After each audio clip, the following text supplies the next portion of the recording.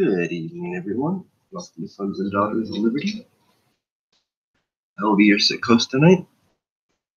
Drew. Yeah, I'm still battling the flu, but get into that a little bit.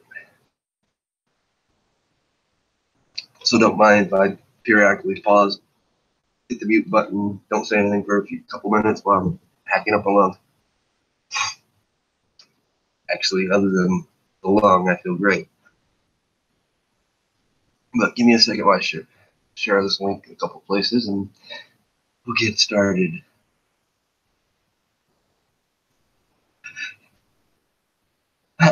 Hey, figured a little rest would do you well.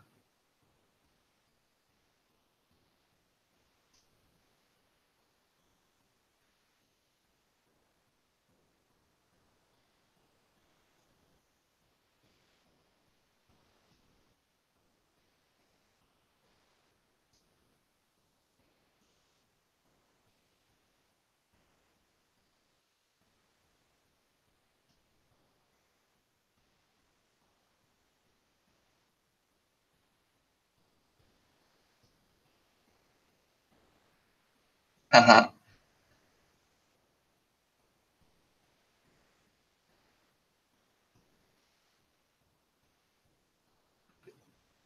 Definitely want to welcome Free Spirit Press News.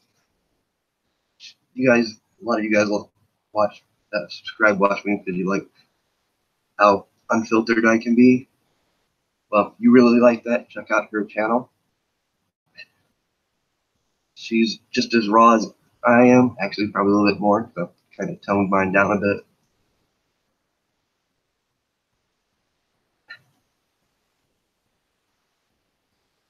Oh, you're gonna love this article I found. In fact, it's probably gonna make you mad. Real mad.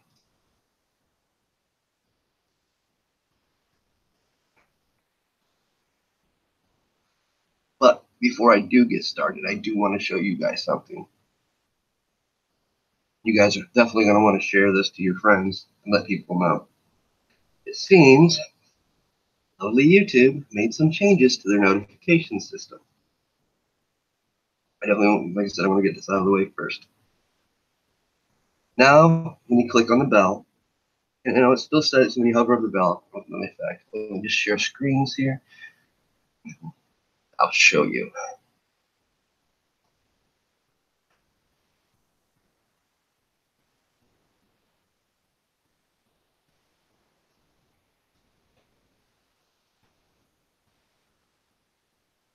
Cool.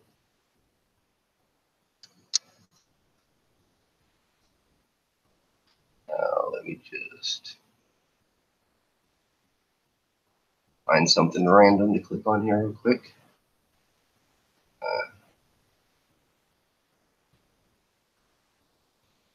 Somebody that I am not subscribed to.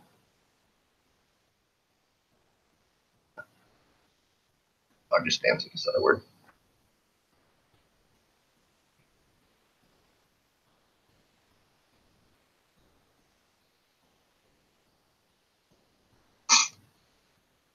Okay, so I'm not subscribed to this channel.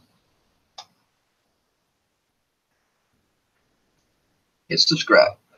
Subscription added. See that pop on the left, right, guys? Okay. Now, when I hover over the bell, get notified about every new video. Cool. Everything's correct. Until this happens. Pay attention to that left bottom of my screen here. You will get occasional notifications. So now, clicking on the bell does not mean anything. I've noticed this with a lot of people I've been following, and obviously this is some documentary channel, and just confirmed what I thought. It doesn't matter what genre you do, it's a new thing they've done. So if you're wondering why you haven't been getting my notifications, or like me, I haven't been getting Dabu's notifications, and a few other people that I follow, but yet I got a random notification to somebody I don't even follow, who I would never follow, and I'm not going to mention this person's name,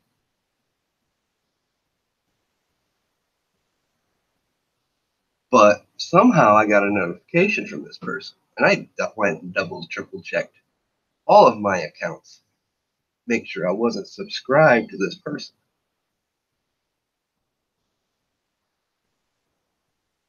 But here of late, if I haven't been commenting on your videos, or I haven't been showing up to your live streams and chatting, it's probably because I didn't get the notification. Now, some of you, I know you every Friday you go live, and Saturday, help people I know on Wednesday. But it makes me mad when they do stuff like this. If you send me somebody's random, let me unsubscribe here. But let me do this again, just so you guys can see.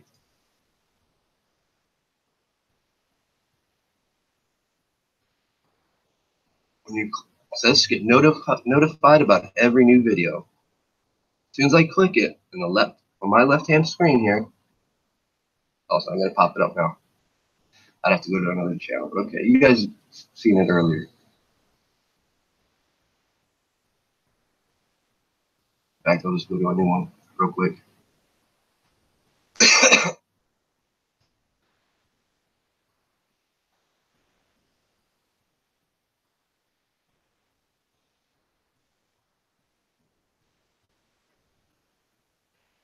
You'll get occasional notifications.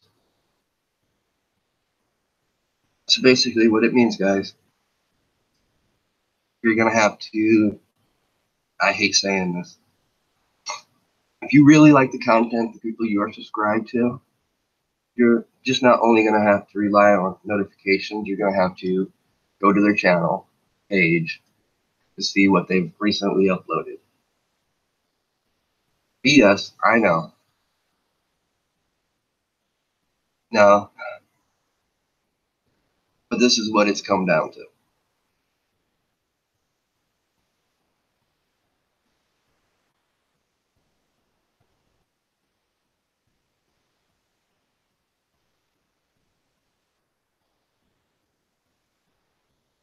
Now, this might explain to some of you guys what's going on. Like I said, complete BS.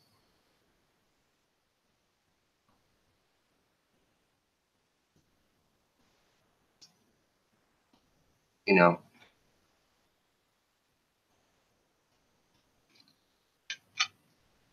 it forces you to have to go to people's channels.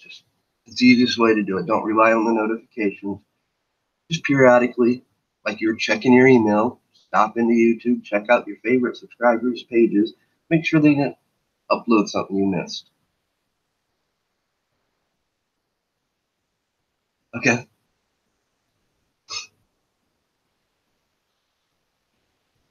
With that said, I got one comment about this flu bug.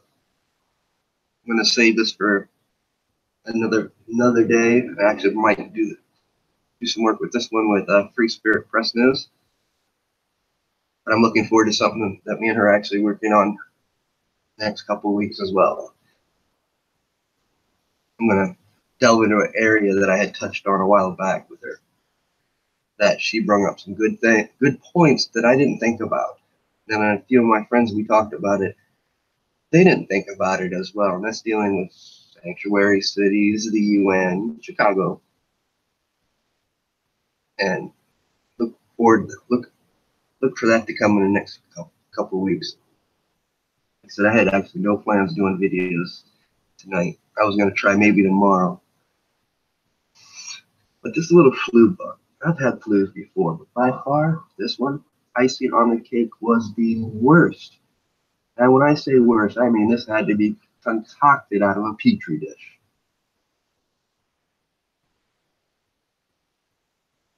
I've never been in so much pain in my life from a flu.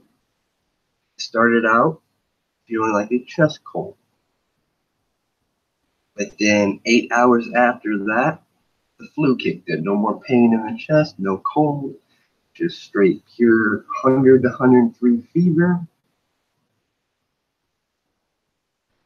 and every part of my body racked in pain.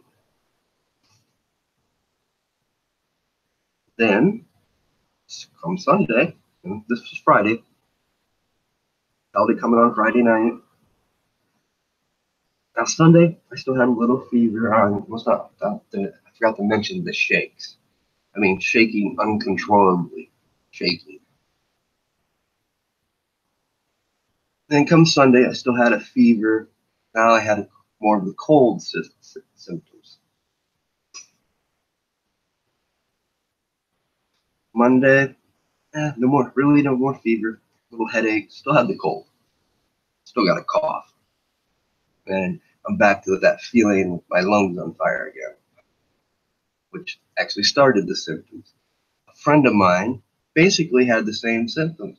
She went to the doctor, and the doctor gave her a list of 4 things: bronchitis, pneumonia, walking pneumonia, flu.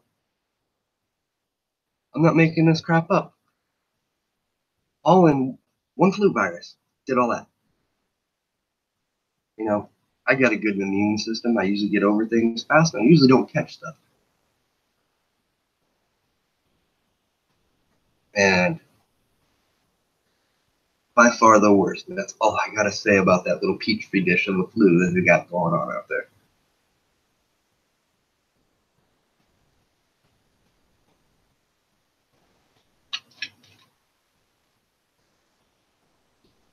But fences under bridges to keep campers out. Trust me, guys, you're going to want to click this link because I'll just read my description because is it just me or does that title look harmless with no hidden meaning? Really? I mean, really, camper sounds sane. Oh, but here's the punchline, and it isn't funny, guys, not one bit, not at all. They mean homeless.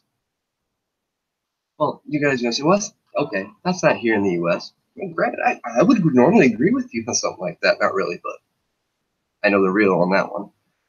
But I'd also agree with you it's not as bad as some other countries. I know, like Brazil, they take care of their homeless problems by hiring contractors. And use your imagination from there how that works.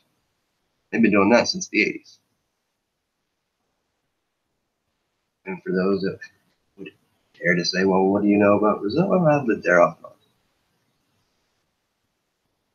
And not to mention that's where my mom's from. So I know how their political systems and how their little problems work. But I would never. Mind you, it was nice when I said fences in the title. It's actually spiked fences.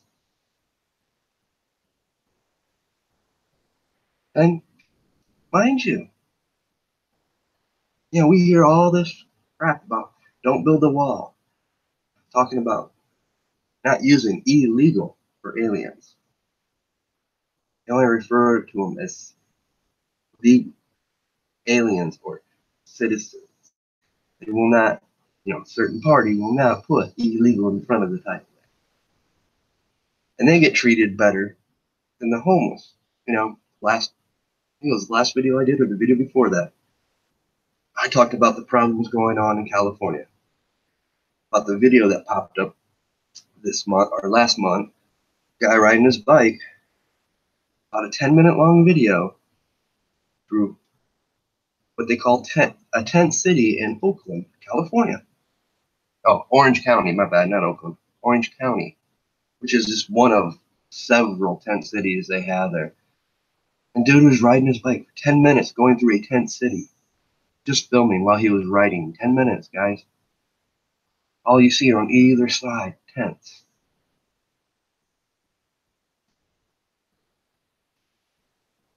I just so happened to I don't know why I decided to check the judge report. And I seen this title, harmless title, honestly.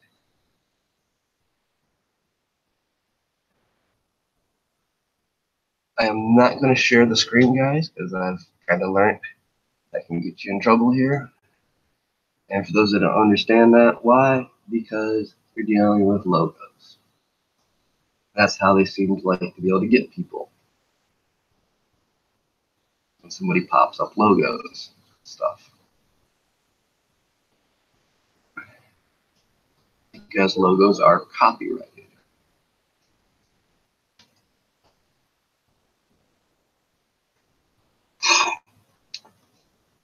Project Homeless.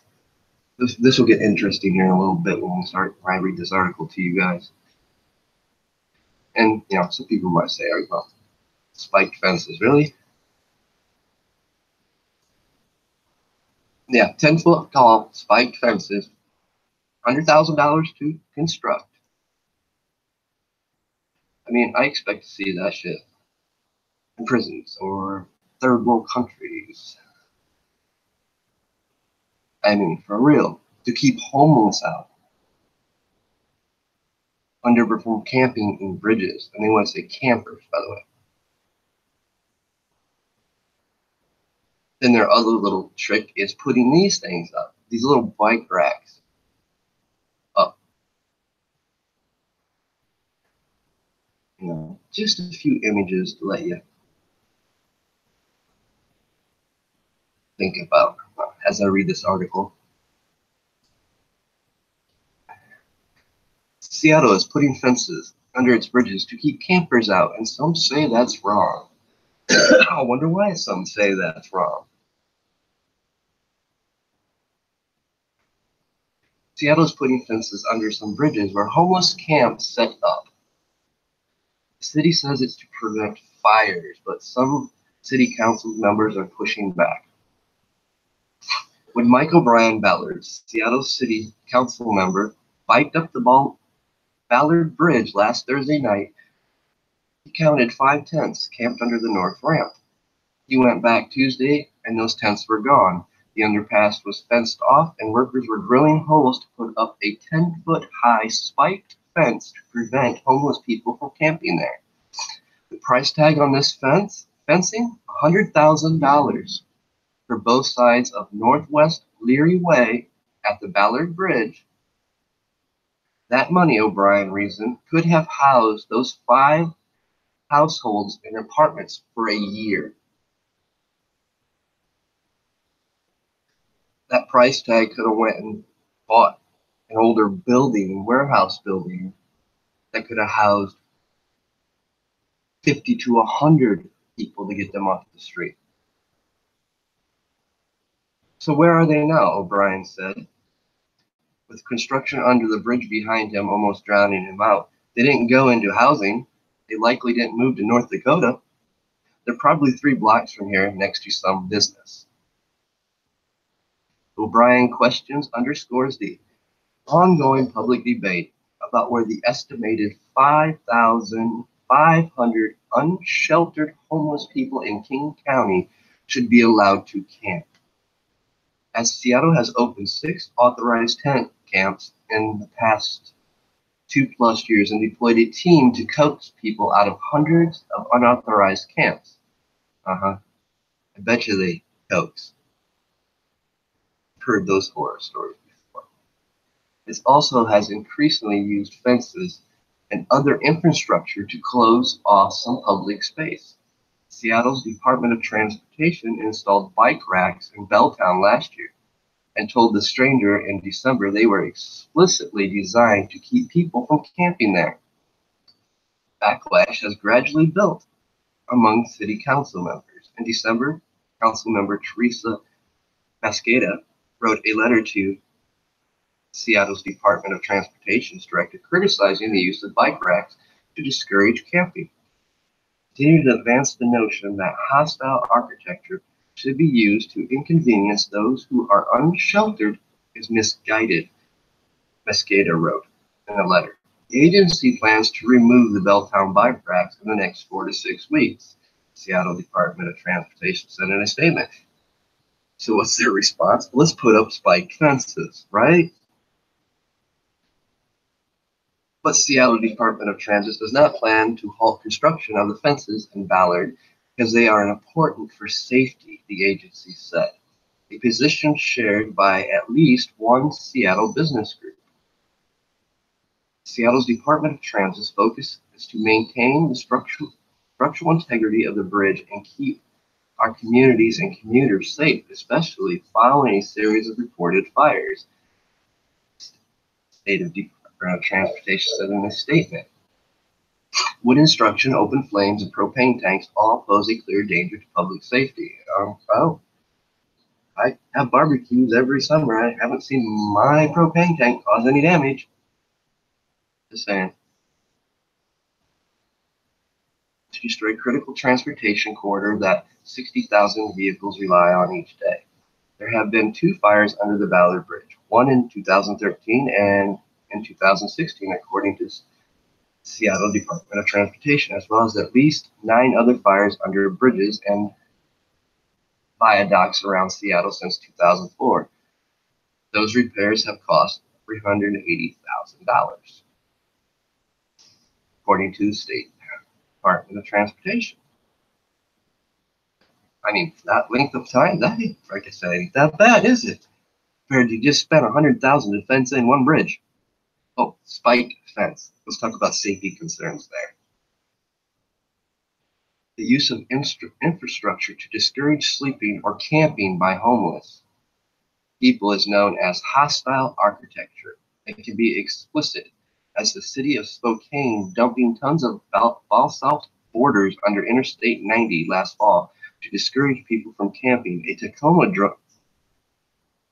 dropping boulders on grass parking strips where people congregated a year before. It can be as subtle as the benches with armrests every few feet outside Seattle City Hall, making it hard to lie down.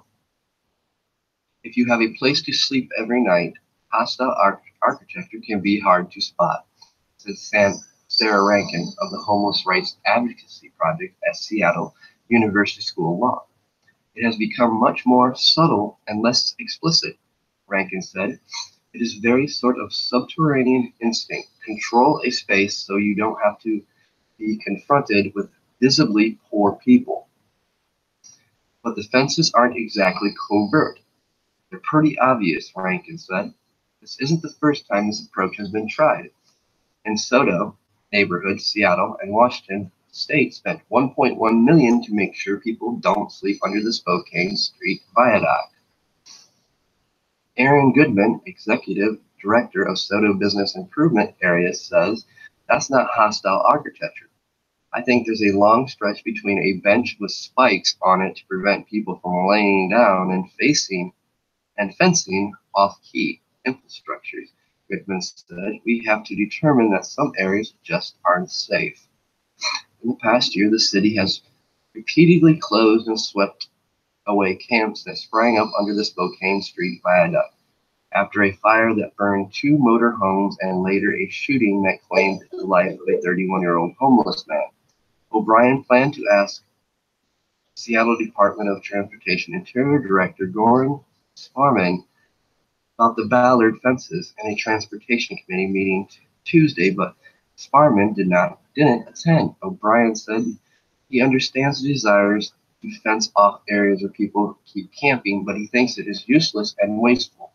It serves as kind of immediate desire to feel like you accomplished something, but it doesn't solve the problem. In fact, it makes it worse, O'Brien said. I actually agree with him on that one.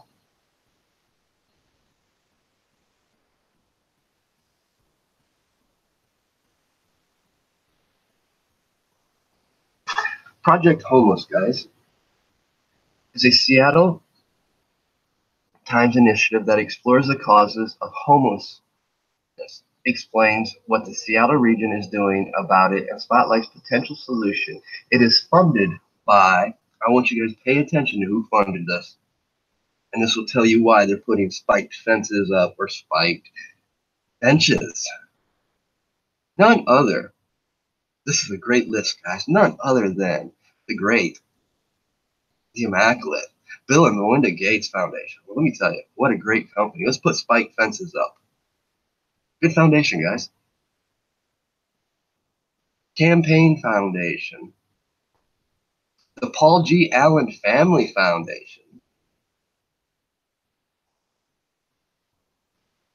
Reiki's Foundation, Schultz Family Foundation, Seattle Foundation, Seattle Mariners, and ooh, let's keep buying our coffee at Starbucks, man. They make some great coffee, and they believe in spiked fences and a bunch of other stuff.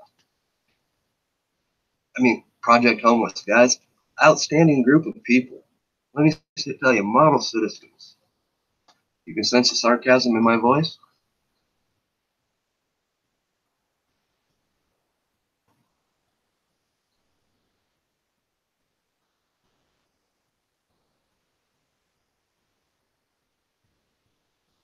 Yeah, let me make that quick fix here, Tom. Or Fritz, there. Sorry, I wasn't actually paying attention.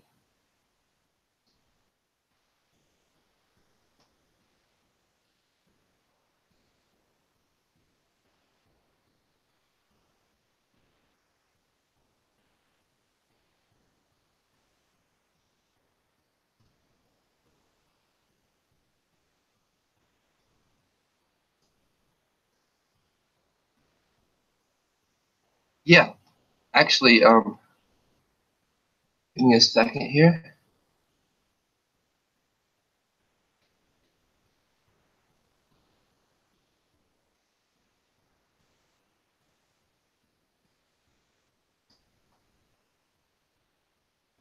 Just sent you the link if you'd like to join the Hangouts with me tonight.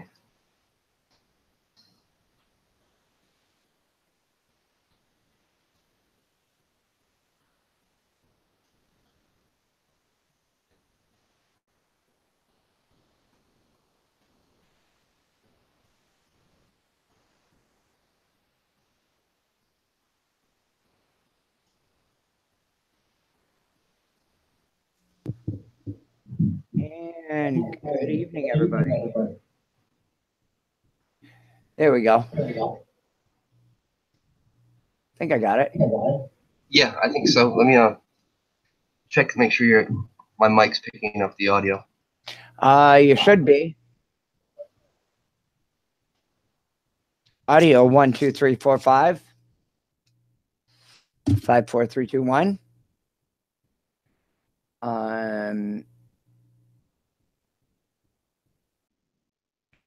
No, my mic should be hot. It is.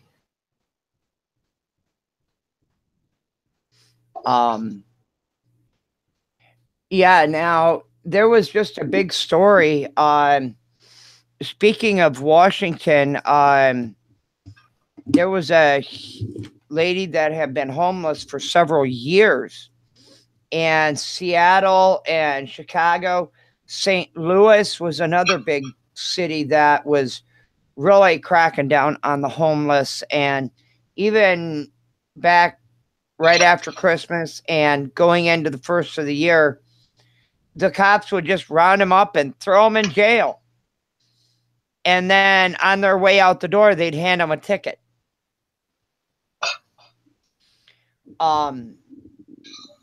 But this problem goes so much worse. I was catching up on my emails while I was trying to take care of the fur balls, and I seen from another alternative media source that I'm not going to mention names because I just don't do those sort of things. But my problem is if LA, I was actually out in LA. Pam, let me introduce myself. I'm Free Spirit Press News. A lot of people just call me Bree.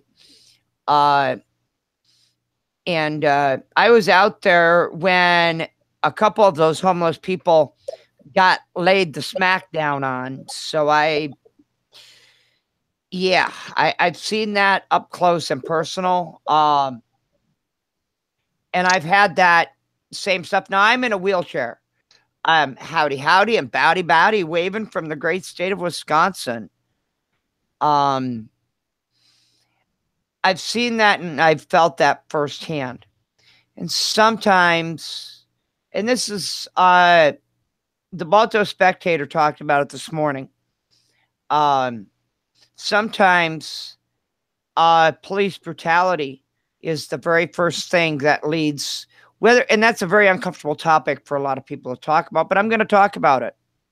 just to for a moment, if you will, please. Sometimes that's the very first thing that leads to homelessness and wanting to just dig under. And want to be that recluse under a bridge or in a thicket of woods. I don't care if you're white, if you're African American, Mexican, indigenous, it doesn't matter. The story has always been the same since the early 1400s. The story has always remained the same on these soils, and over in Europe, it goes back into the Dark Ages. It has remained the same thing. Attack, oppress, maim, torture, kill, destroy. And this has been going on since the dawn of time. And at some point, somebody has to rise up, wake up, and start sniffing it out and calling it out for what it is and what it was and where it's going today. Now, it's very interesting that you guys will pop off live today or tonight, because I got another email today and you kicked off on the YouTube topic. I got this email from YouTube today filled with confetti as soon as I opened it up. I'm sure most of y'all have got them at one point or another, that there's always something big and elaborate that you've made a milestone. Well, nah, not really. Down 2 subscribers. The only difference is I've uploaded 2 new videos in the last month, and my viewership went up a couple of hours. It's really about it. But they had a video in that email that described a lot of the new changes that they made. And of course, as what had been alluded to, they really went into what a lot of this new platform is going to be. And there are bigger changes coming. And I'm not so sure, honestly, what the longevity. Now, I'm a beta tester for the Ustream Touch and Go Live app. I don't know why they chose me. Maybe it's because I don't have a lot of traffic on my channel. I don't know why, but they chose me, and I've only used it a couple of times, and I'm not real happy with it. I'd sooner use Live Air Solo, but because it looks a lot more professional. But my problem here is that when you by the time a video is completely processed, they're already kicking it out. We've all experienced that to some degree, but when you have 89 out of 90 videos that are being just deleted, and it's a form letter deletion with no facts or merit, what does that tell you guys?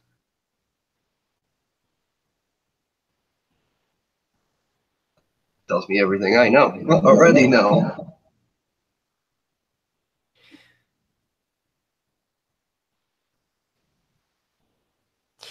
And I see in the one article you're talking about the Seattle aspect.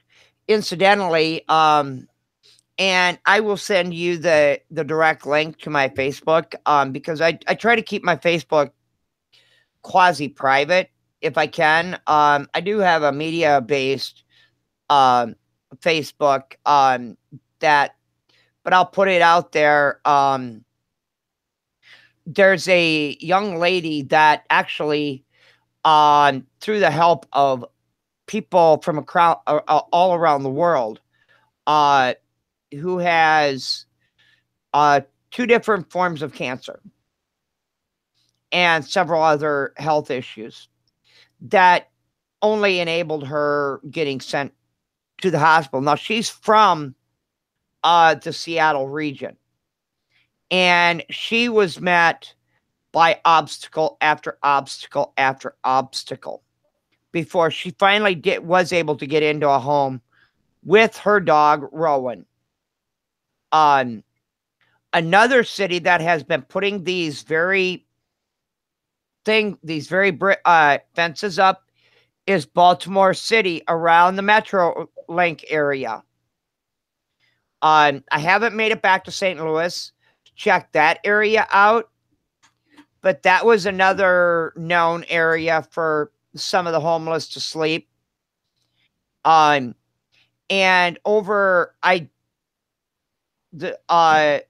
last night I talked with my sister, who lives in central England, over in London. She's got video footage she's going to be sending me on a disc that she shot the last time she was in London, right after Christmas, of what the cops do over there in the middle of the night when it's literally below zero.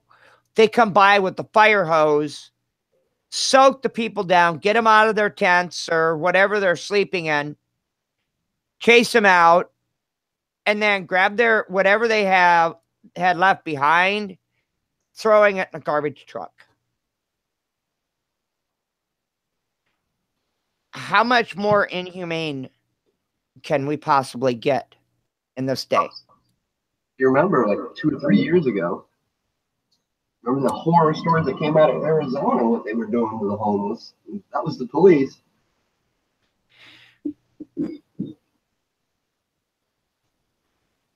That almost reminded me of the horror stories of how Brazil takes care of their homeless with their contractors, except for instead of using contractors, they were using police to do the dirty work. Yeah. And here's my real issue with this that makes my blood boil is a lot of these homeless is vets.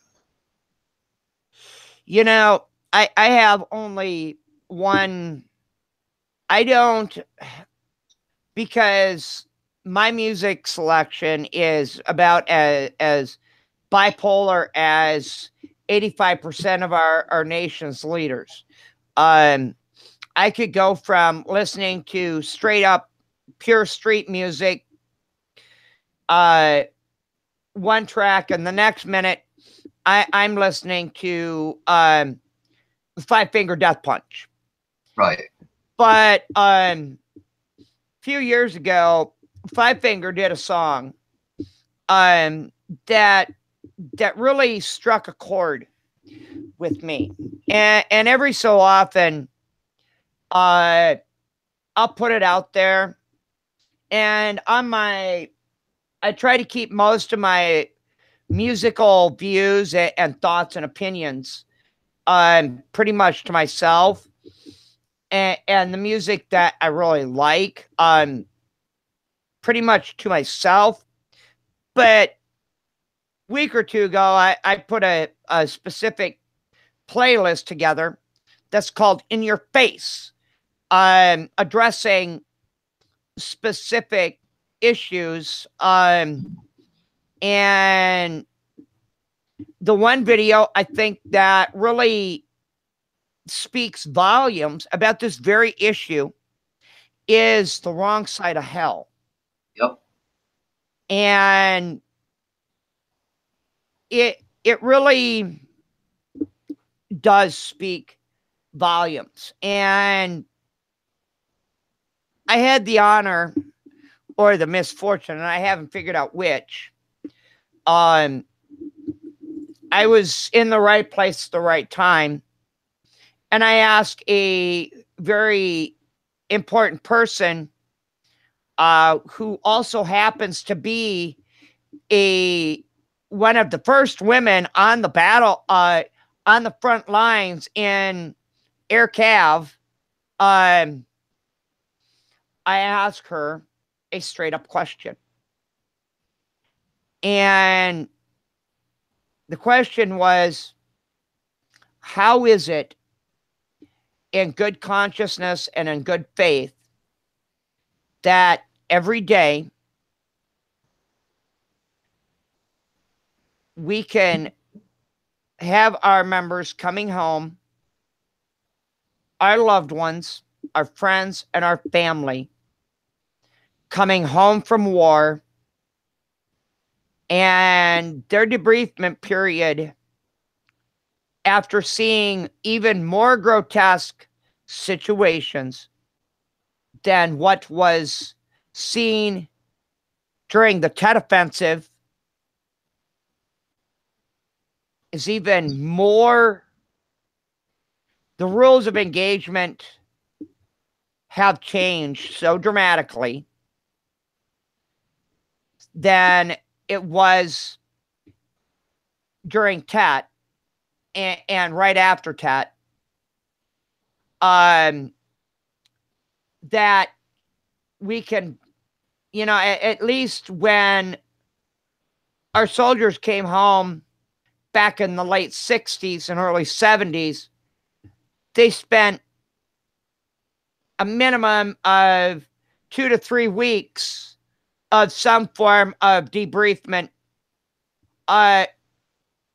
counseling and training to some degree. Now they get off that plane, they go back to the barracks, they're in the barracks 72 hours, some 96 hours, and they're thrust back into the real world. And the suicide rate, and I know that's another topic that YouTube does not like, but I got 2 words for you, YouTube, if you don't like it. Come talk to me on my channel. That's a personal invite, YouTube. Yes, I call them out straight up. They, the thing is it is unacceptable that we live in a society today that every 8 minutes a veteran is committing suicide or is committing domestic battery to their spouses.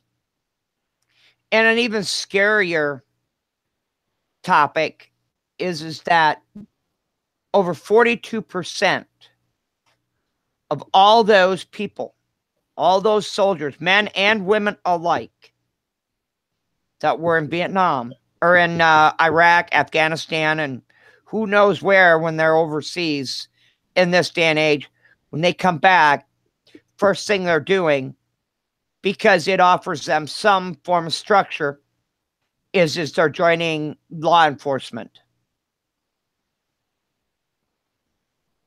And it's just that extension, because they're carrying this pretty much the same weapons,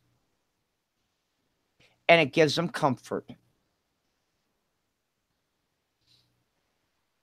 And yet they still lead the list for suicides. Every 2 hours in this country, a veteran, either retired or inactive, is committing suicide within a year of coming home. With all the help that is out there today, I myself, the daughter of a Vietnam veteran and a combat medic vet at that. I find that completely and totally unacceptable. And yet, in none of the Senate appropriations bills did I see absolutely anything that addressed veterans' mental health issues. And I asked the Senate Select Committee on Veteran Affairs, I asked them that question, if that was going to be in that referendum package. And they said, yeah, that was going to be read into it on the first go round, and it was not. Why? I'll tell you why. Real short. Once they get plugged into that VA system and they get dubbed with some form of mental disease or defect, they are stripped of their rights to own, possess, or fire any kind of weapon, even a bow and arrow. Period. Not just in one state, but across all 50 states. And their name automatically goes onto a watch list. And yes, not to mention the 9/11 Act, which classified all vets as potential homeland terrorists. Yep. So this is it's all interconnected, but it's all part, it goes hand in hand with that 2020 agenda plan to, if you got these veterans so messed up and so spread out that they can't unify in numbers because of their training, where there truly is that extra strength and power, and then they're able to train others. If they've got them scattered all over the place and they're so scared out of their wits after years of being on the streets and not knowing who to trust, and let alone the person in the mirror, they're obviously not going to trust anybody else either.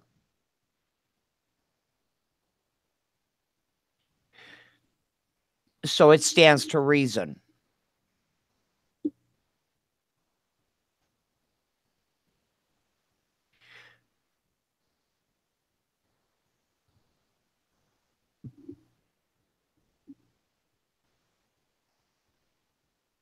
The part that really got me is when I read the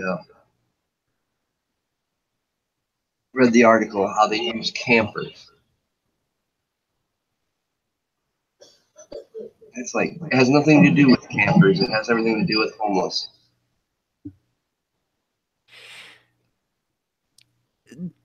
The one thing is, as controversial as it is, and we all know Seattle has, I seen that you had Seattle highlighted up there.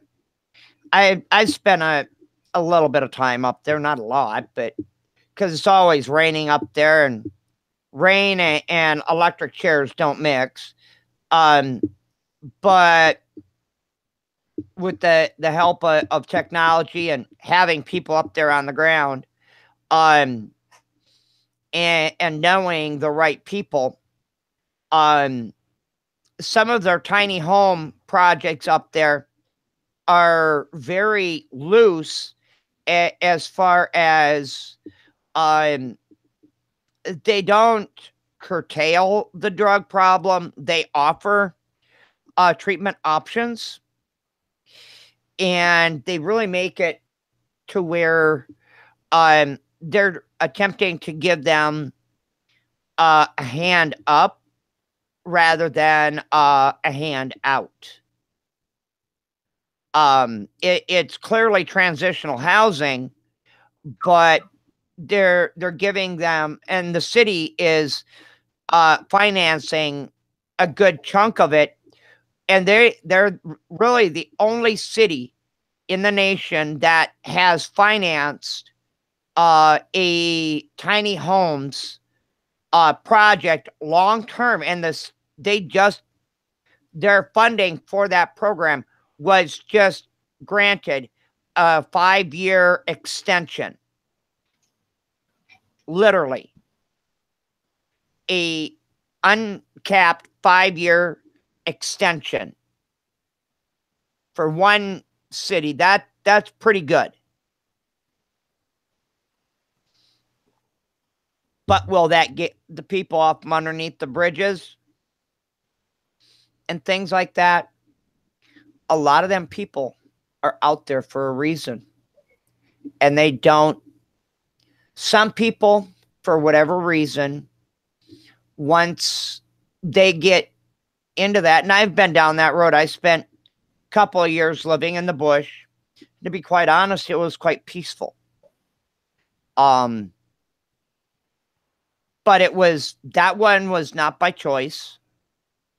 But it was life lessons that you will, once you've learned them, you will not ever forget them. The thing that I will say is if a person is put into that position, if in the first 6 months, if you get a chance to get out of it and somebody comes along with a hand up, take it. Don't wait the 2.5 years that I did. There's a lot of places, sanctuary cities included, that are not doing anything for this problem. St. Louis is a perfect example. They shut the Jerry Rice, I think it was the Jerry Rice Center, down for nearly a year. One of the largest centers in the city. They shut them down, forcing almost 300 people back into the streets and back into that revolving door of the jail system. Chicago, well, it's Chicago. Anything happens. Literally. Milwaukee, which is near and dear to my house, same problem. But yet, the state, when I looked today, I actually did contact my state Health and Human Services Department on that very topic. And the state, surprisingly, and this is going to rock your socks, the state does not keep accurate numbers of the deceit of people who die in the streets if they are homeless by choice. They do not keep those stats. That doesn't surprise me. Almost no state really does. They consider them as part of America's lost generations. Or part of America's lost.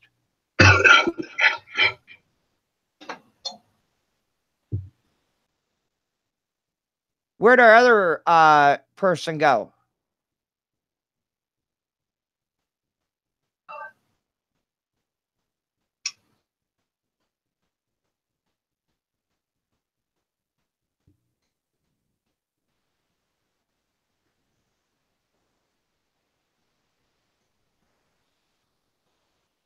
You know, and the other thing when you're talking about the those tiny houses and stuff, when we're talking about cities like that, especially like sanctuary cities and stuff. You know, the homeless aren't the ones going into them. It'll be the illegals they put into them over the homeless. In some of those situations, yes. Some of those, and I spotted in 3 of the cases that I was following. I just dropped something off my chair. 3 of the cases that I was following, one of them I will tell you their point of origin in the back room.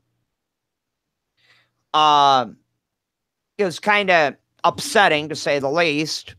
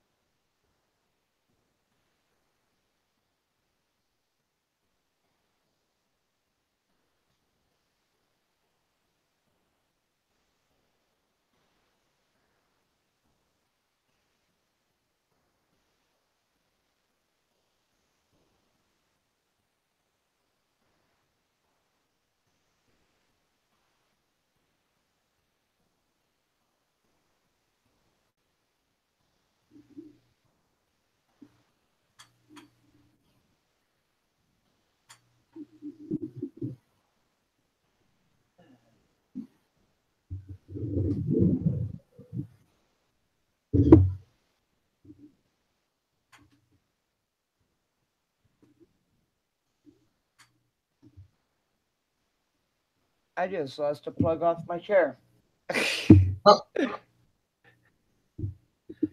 Yeah, kitties will find it.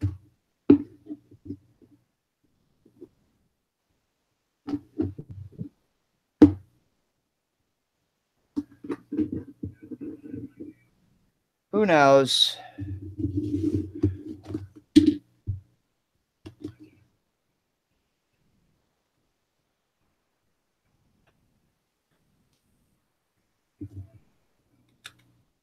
Pam brought up a topic or a city too that is ruthless on their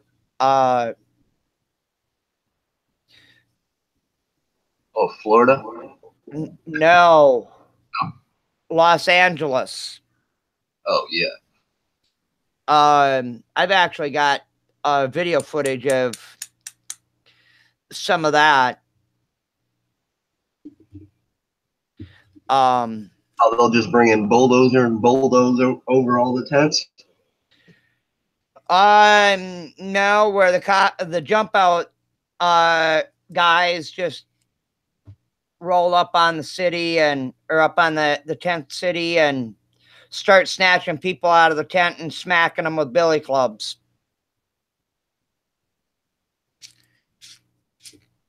Yeah, guys, we're not talking about those images you've seen over in the UK, what they did with, how they bulldozed their immigrant problem down or refugee camps down.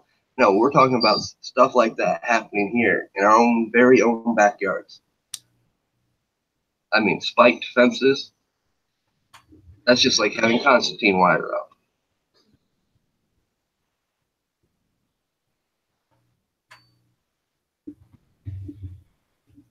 And when I seen that, I lost my mind. I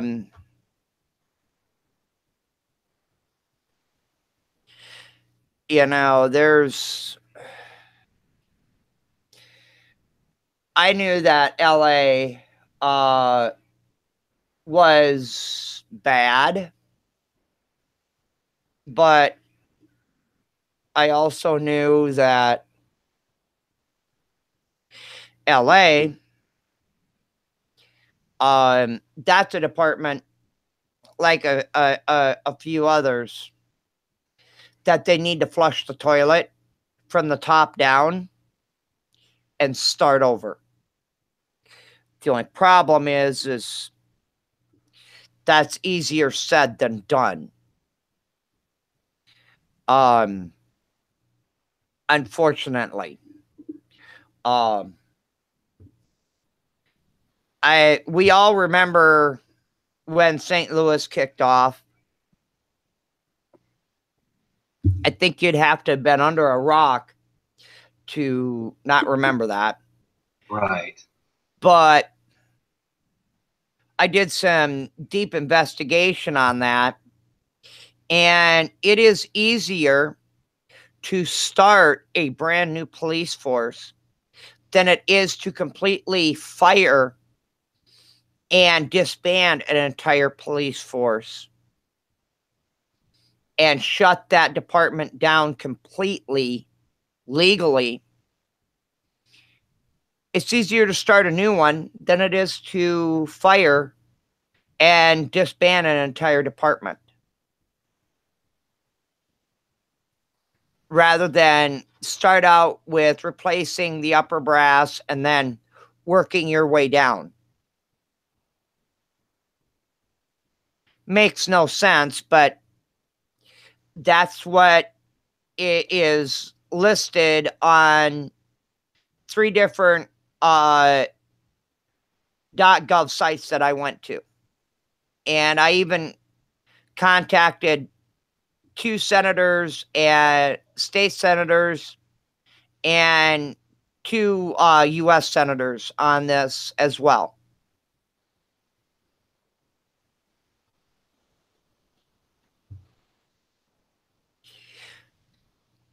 And there was a reason why they wrote it into law that way. And you know what that reason is.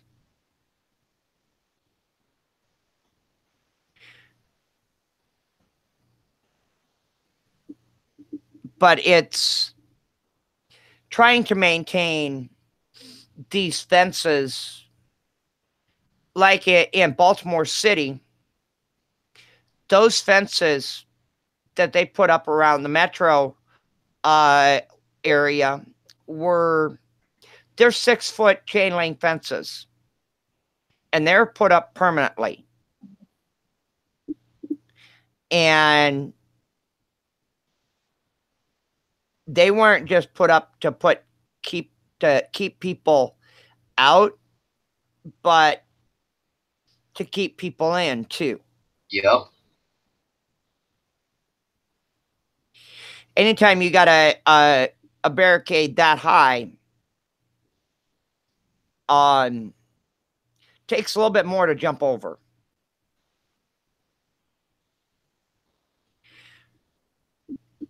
So there's no joke there. I've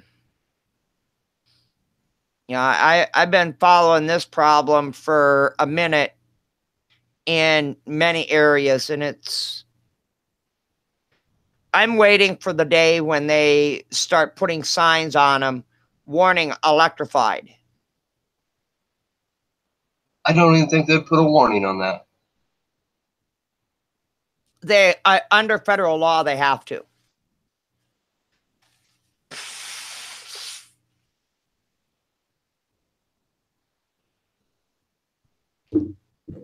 Anything above a 9-volt battery, they got to put a warning on it. I don't even see any warning signs on this fence. Be careful, sharp pointed objects at the top.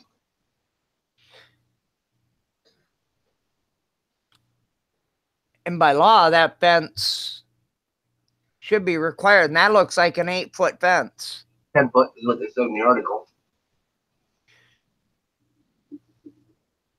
10-foot spiked fence to keep campers out. Guys, no, I'm definitely paraphrasing campers because it's not campers, it's homeless. And like Bree said, it also not just meant to keep people out. You keep that in mind.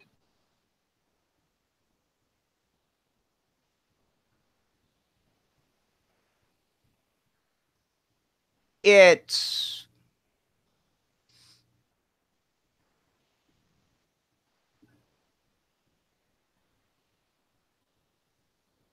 pathetic.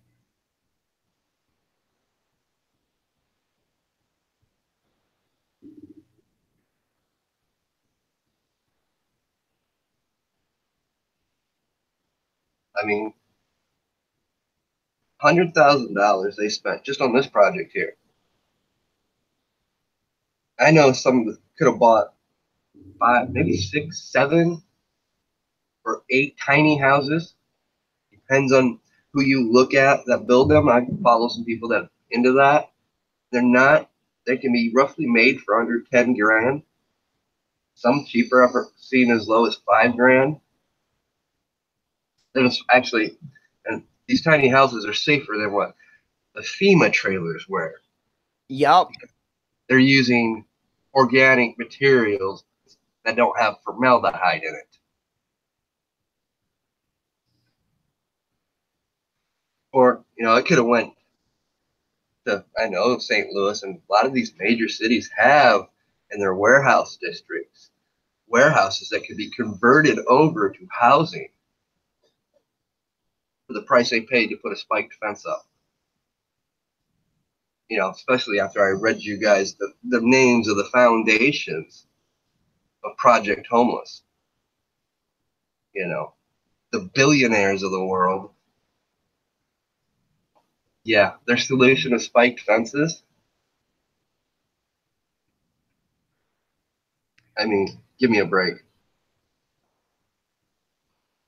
Yeah, there's more to this plan than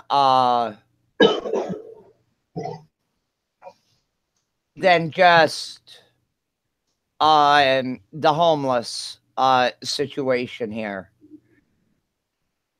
There's more to it than just that. They got an ulterior motive here. Oh yeah, that's like I said earlier when I first started out. When we go to do that show about the UN, Chicago, sanctuary cities, and various other things, that gets into why they put structures like this up. Well, it gives a very decisive advantage on so many levels to take shelter from things from above, and that concrete will shield you. Oh yes. And it'll shield your body heat and your signature from drones and such.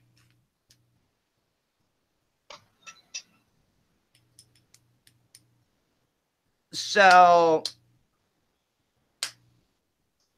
yeah.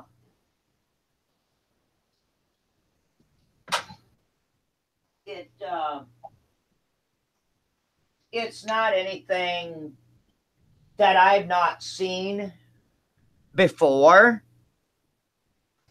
in the overall scope of things. Nothing surprises me no more with this situation. I found that plug. I'll give you a classic example why you would not want an unobstructed underpass. Tornado. You can actually take shelter under a viaduct or a bridge during a tornado. So that is actually, with the spikes, it's a safety concern to begin with. But it's a safety hazard because you're preventing people from taking shelter in case of a tornado, some natural disaster. And it's very surprising. I would have expected something like this to appear first in a anti-homeless friendly community like Denver. I would have expected something like this to appear there first before Seattle. And I bet if you go digging, you will probably see or hear the very same in that community as well, because Denver is probably worse known for their how bad Denver is on their tent cities and using great big 400 bulldozers to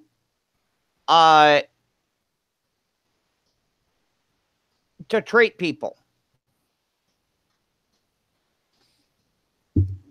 And first they'll come in with the buses and snatch the people up, and then they'll come along with the unloaders and just scoop the stuff up and give them no chance to reclaim anything.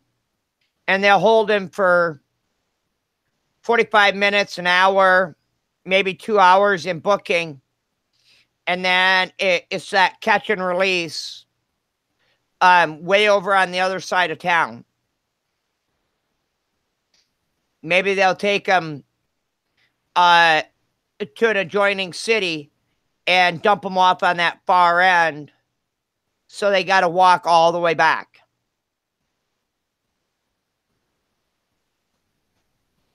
Denver is known for that sort of dirty pool.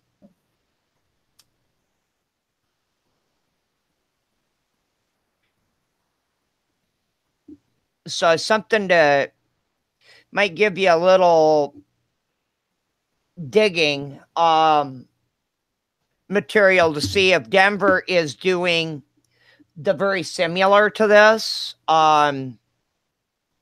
because I think Denver probably is doing very similar, like Baltimore, New York. They just simply shake anybody and everybody down for no reason.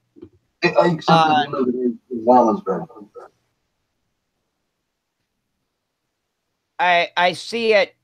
One of the channels that I follow, they show it all the time on their videos, of them shagging the homeless and shaking them down and arresting them for whatever.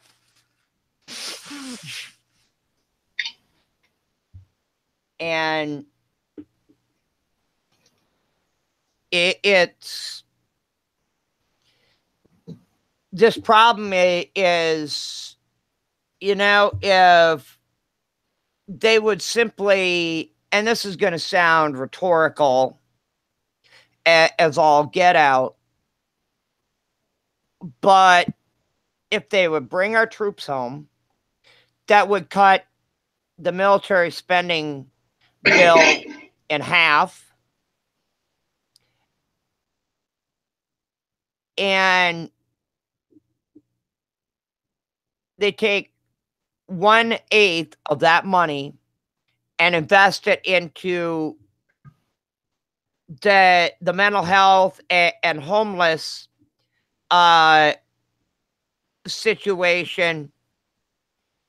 You're going to take care of immediately at least half of the problem of the homeless in America, when you've got an average of 800,000 people being displaced every day in America, when we're supposed to be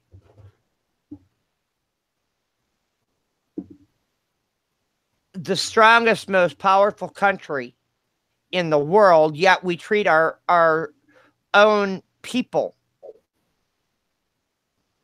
like it's a third world country or fourth world country.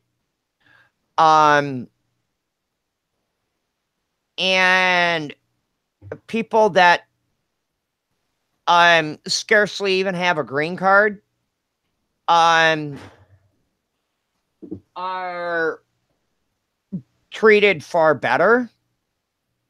And don't get me wrong, some of those people that have a green card, and I've done some hidden videotaping of some of these guys that are seasonal laborers, or they'll come up here for a couple, 2-3 years on a work visa, doing it by the numbers and doing it legally, and will pick apples, do construction, and working for half what you or I would work for, working 60 or 80 hours a week, and they're happy as a clam. Oh yeah, you don't have to tell me. I witness that every day, almost every day, in Boone, North Carolina. And they're grateful to have a job. I mean, and then you got some of these, and I hate to throw any generation under the bus. So I'm just going to say that they're those that act with entitlement issues. Mm-hmm. And I'll let your mind wander about that, and the viewers' minds wander with that one. Think that everything is just going to be handed to them, or that they're owed something, in life. I'm old school. I'm pushing that 50 mark. It wasn't nothing handed to me in my life. I'm very blessed to have very good insurance. That covers virtually everything. But I know so many people out there that, just like you and I have been talking privately for the last few days, really for the last few weeks, about that is something that we're going to delve deep into, probably tomorrow, or going into future projects, that is a complete travesty, about, and that's, and I speak as listeners, please be in mind, I come from the medical field of over 25 years experience, multi-certified in pretty much every area of the hospital, except administration. And what I see occurring today versus what could be and should be is pathetic. On a personal level, for me, and what you're experiencing in your personal life, in what is supposed to be one of the greatest countries in the world, should not be occurring. I got another case that I'm going to be bringing to the forefront in the next few days, if God willing. Maybe going into Saturday, I don't know yet. That it is with reference to our military. And just how long our soldiers, our wounded warriors, are being forced to wait for durable medical equipment that they are going to need for the rest of their lives after risking and losing life and limb is far worse and far longer than people that are on Medicaid and Medicare. Do you see a problem with that situation? I see a huge problem with that situation.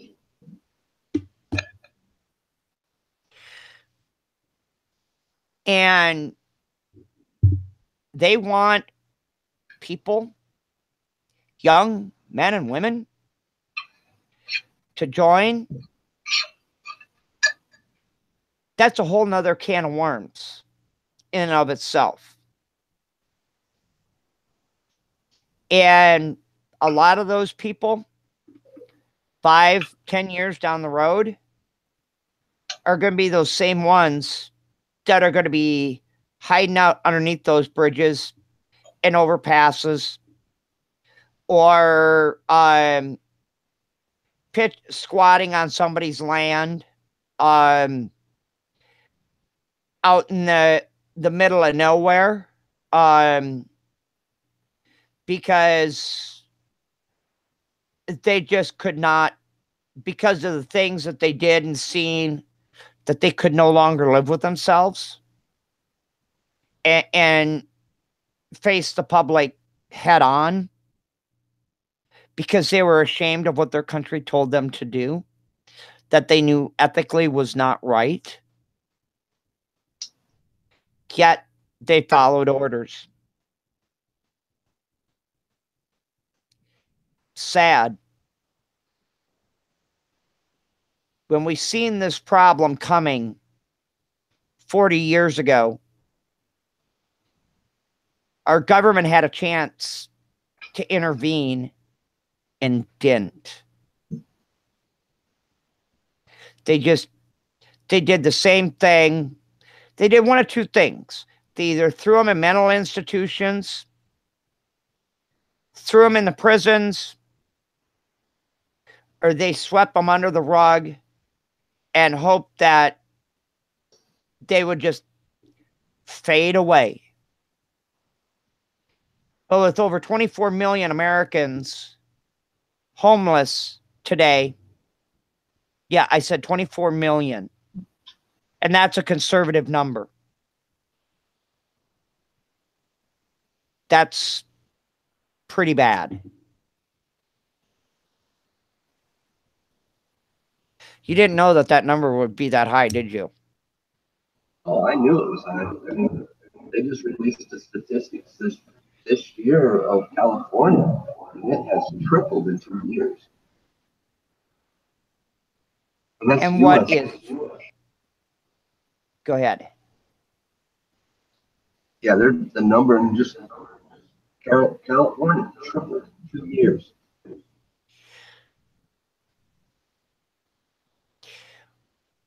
What is more sad?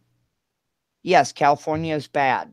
New Mexico, Arizona, Texas, Where I live, Florida. It's those other states up in the north, all along the Canadian border. Those are the states that you don't think about or you don't hear about. Those are the ones that have the higher mortality rates. Mm-hmm. Cold weather. Yep. And every once in a while, you hear about law enforcement finding somebody frozen stiff. And they'll do a 30-second clip about it, and that's it. like yesterday there was that article that was floating around Twitter. I think it was I think it was a Seattle woman. They kicked her out of her place Yep. she was living and put her back on the streets, and she froze to death. Yeah. All because she was behind on her payment, like $325. For $325, they kicked her out of her house so she could die in the street and freeze to death. But they're willing to spend $100,000 to build a damn like fence. Yeah, it's pretty pathetic that we should even, I mean, yeah, Seattle, the weather is always raining up there, but you know, there's unsung heroes up there in the Seattle area. If you don't mind, I'm going to throw them a bone. Go ahead. The Haynes Company, couple of times a year, they go up there because there's one part of your body that, when you're homeless, is probably the most important part of the body, and that's your feet. Mm-hmm. If your feet are wet and your socks are soaked, you're going to freeze so much faster. The Haynes Company has been donating millions of pairs of socks every year for the last 8 years. They do it here in Ohio too. And the Haynes Company deserves huge props. I mean, you're talking billions of dollars of products annually for this. And they deserve all the props that they and shout outs that they can get, because they're not sponsored by anybody for this. They deserve all the props that they can get for this cause. And not that I'm biased in any way, but if a corporate entity is going to step up and step out and be this proactive for this long, I think they deserve some sort of a requisite a call up and a shout out for this, because yeah, they have been doing this in, I think, 8 states, and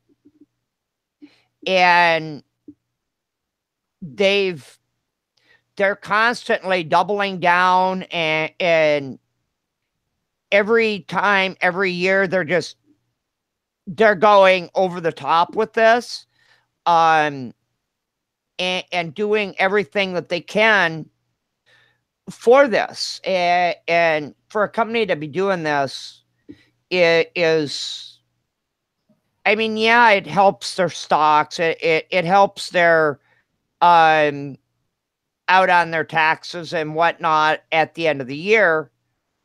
But when it comes right down to it, it's the heart and minds of the righteous that truly shine when it comes right down to it. And they're not sending their workers out, their factory workers that make it.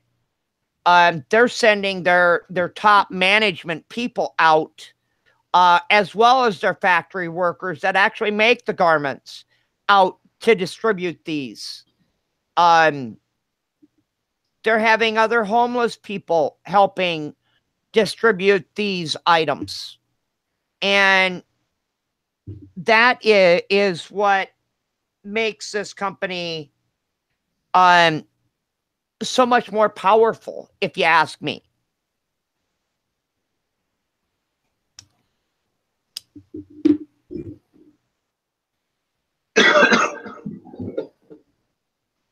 I actually got to give a shout out to the councilman, Mark O'Brien, and the Seattle Times for actually posting this article. I mean, it shows you at least you still have some council people, men on boards that actually still care about people. I would agree with that.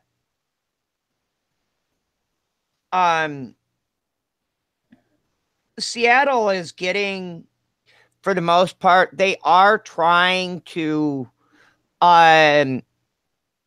address this, and I think it has to do with, in part, the amount of exposure that being there was a young lady with her dog that brought a phenomenal amount of national and international coverage to the problem in Seattle.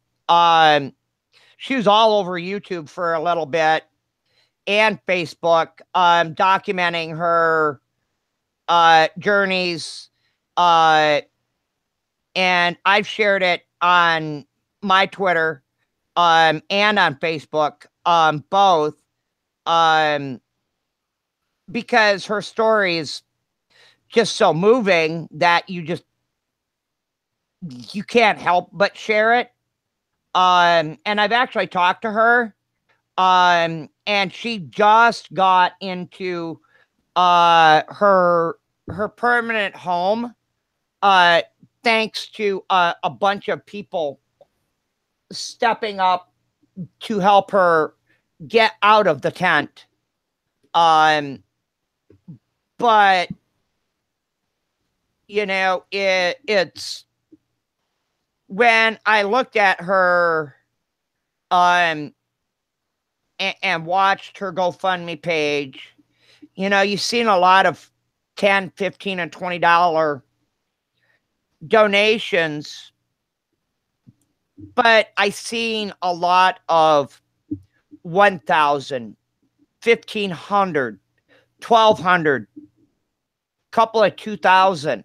I mean, substantial figures, and I lost track after $21,000. I mean, that's phenomenal.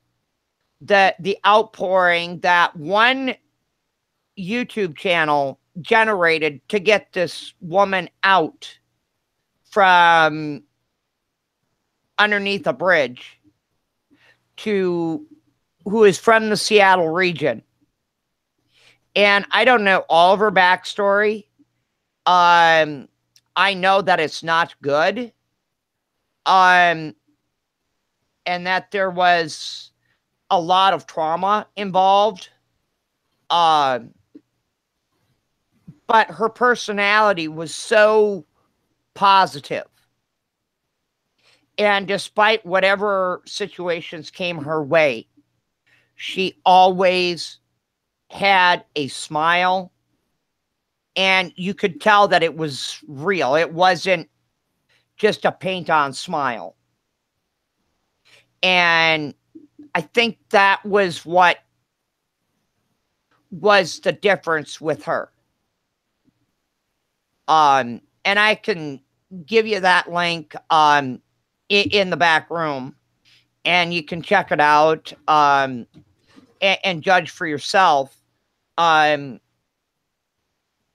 it was very, very empowering to see how, despite all odds, this one person could see through everything and get somewhere.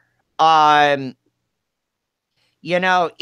happens, but some people just don't have the intestinal. Yep. My phone just went batshit crazy. But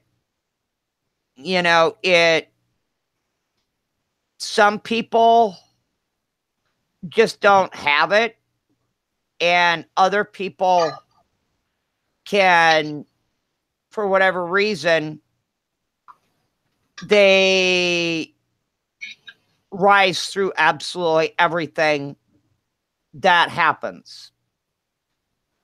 And she did.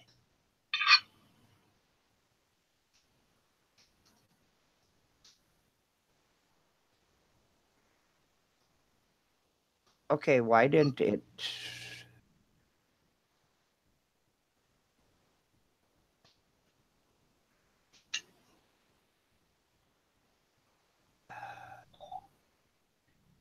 You know, and that's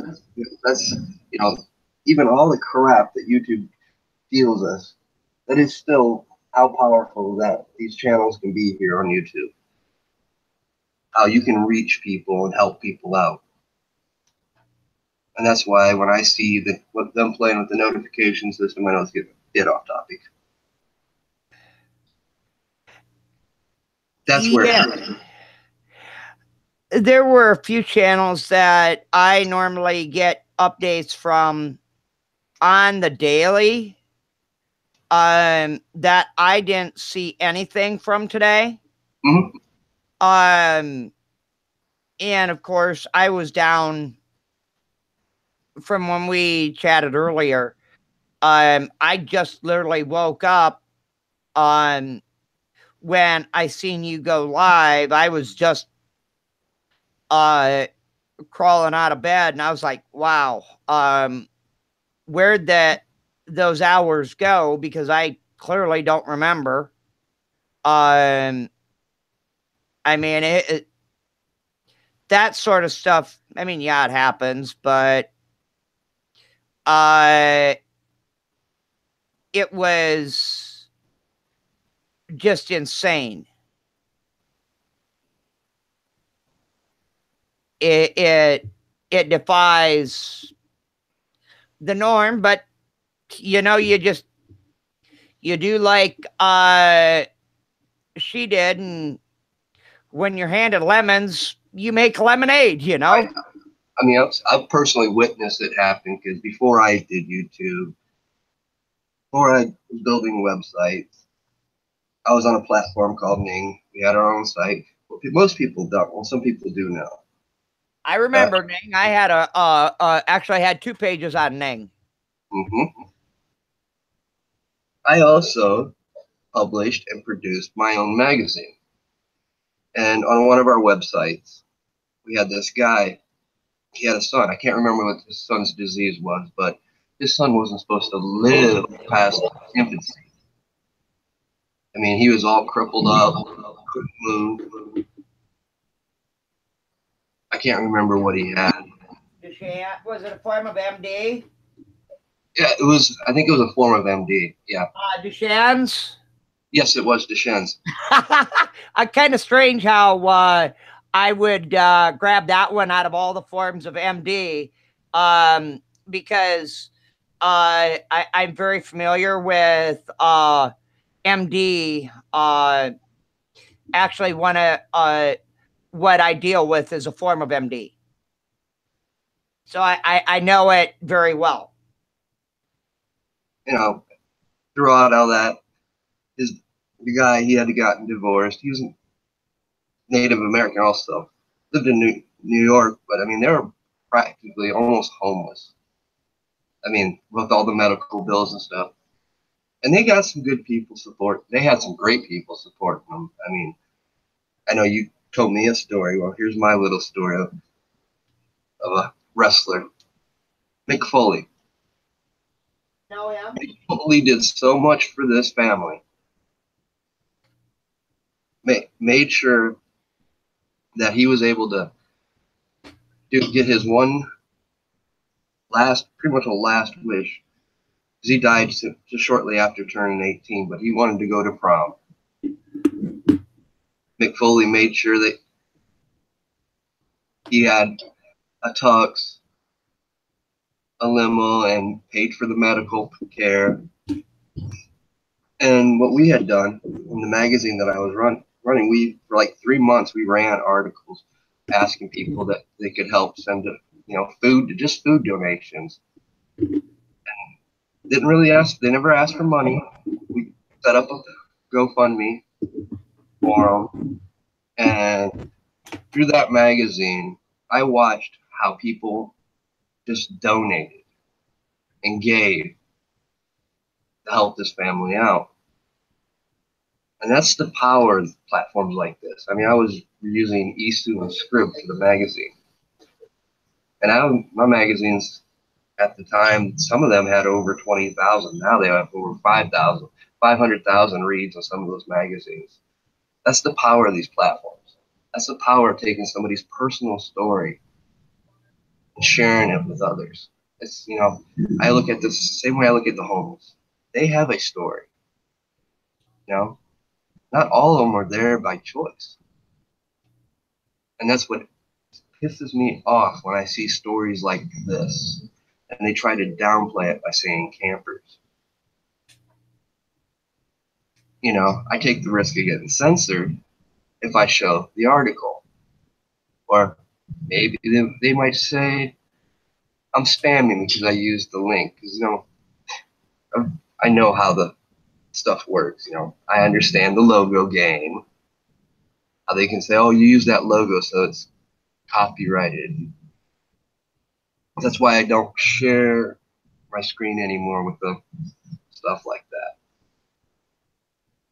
The point is, guys, these are real issues. I got a lot of friends from all around the world. Some of my closest friends, when it comes to holidays and stuff, they don't spend it in their homes. They go to the food kitchens. I mean, that's one thing I loved about my ex. She would, her and her children would every holiday would go to the food kitchens, cook the homeless. And it's those stories that most people don't get to hear.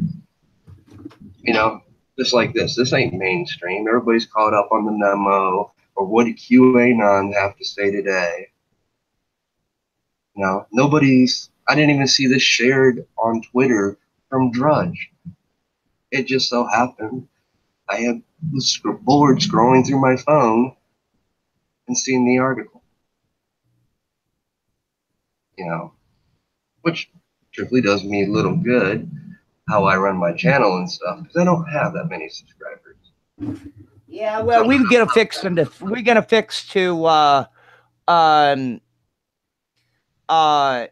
change that because I'll be adding the hyperlink off of my channel to here as well. And I shared it off of my Twitter and I posted it off on my Facebook as well. So we'll be changing that a little bit, and hopefully we can bolster those numbers a little bit. And I'm not a numbers person. No, I'm not at all. I'm about quality over quantity. Exactly. I enjoy interacting in my chat. Exactly.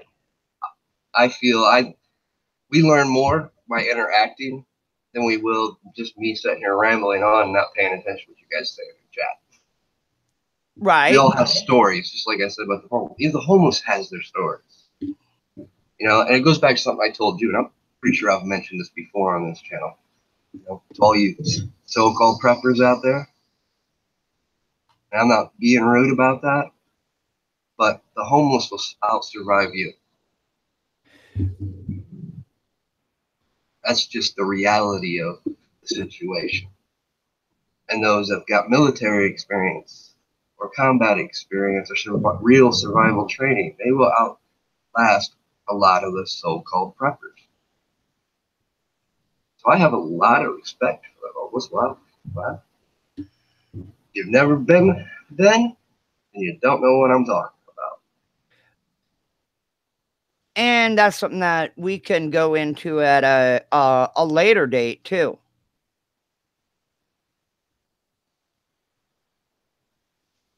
After do you have time to really think about some of those topics that I threw at you earlier?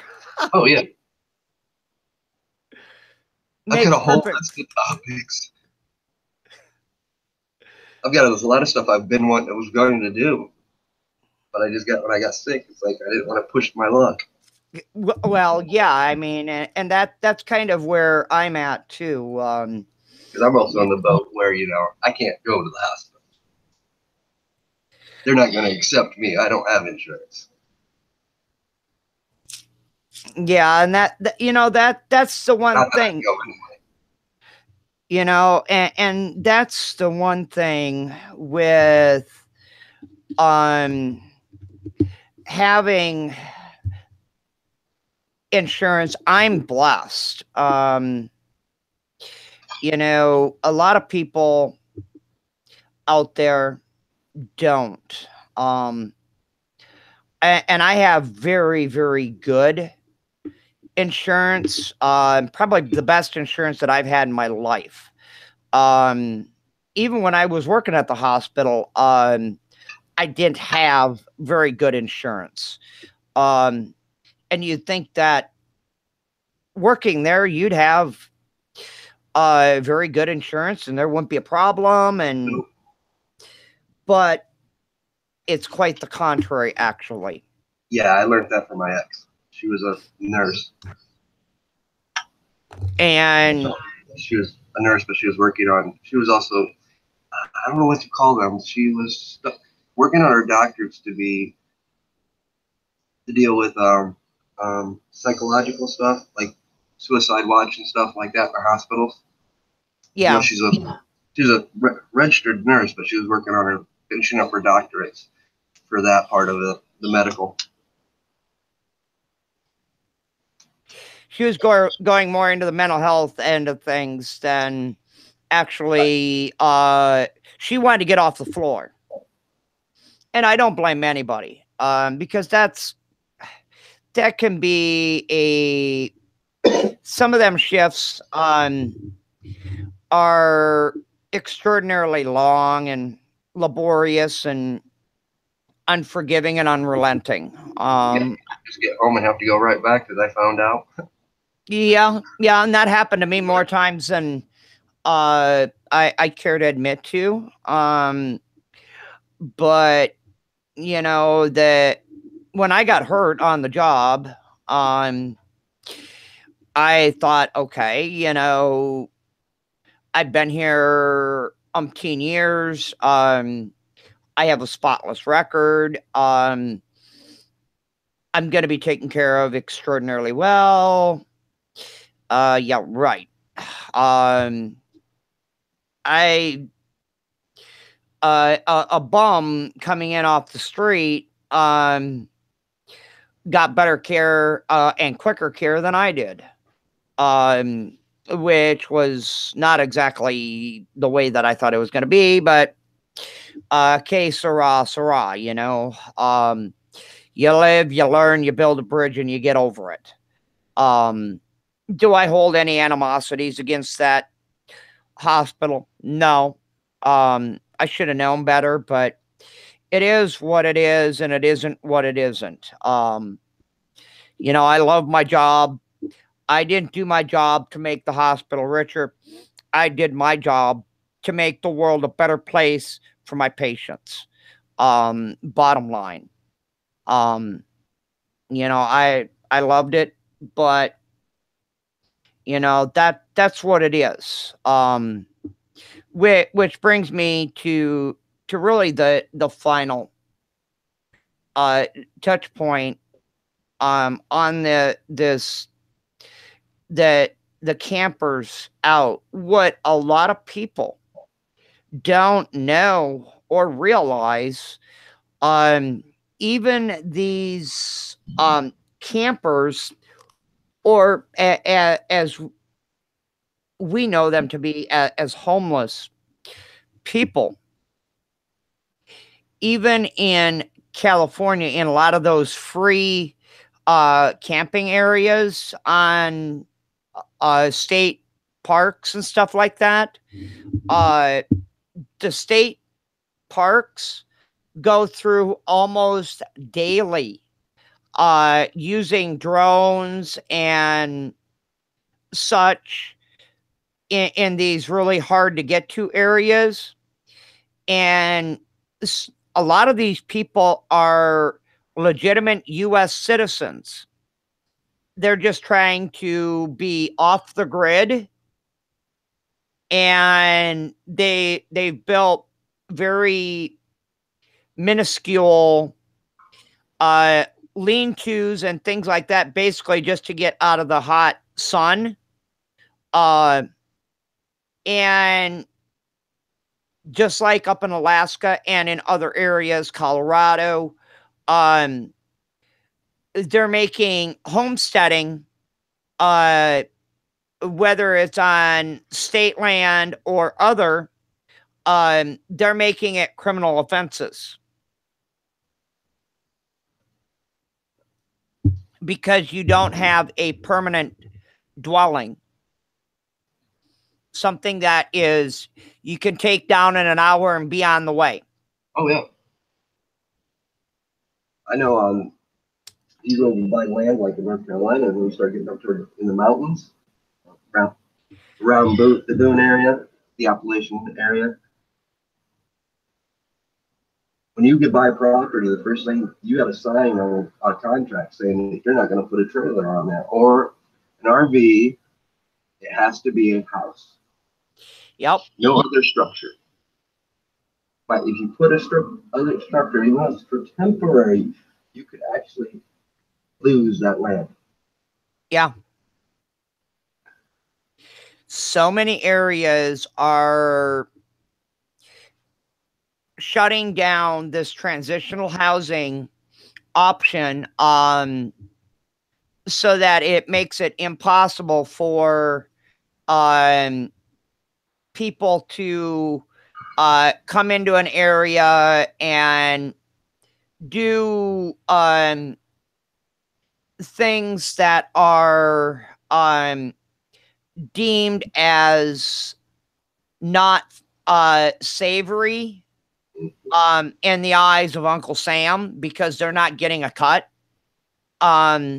is how I'm going to word that, because they might be close to natural water sources and they're there for the spring, summer, and very early fall, and then they're gone through the winter months, and they move back to their original home state with whatever, and they won't be back until the following year.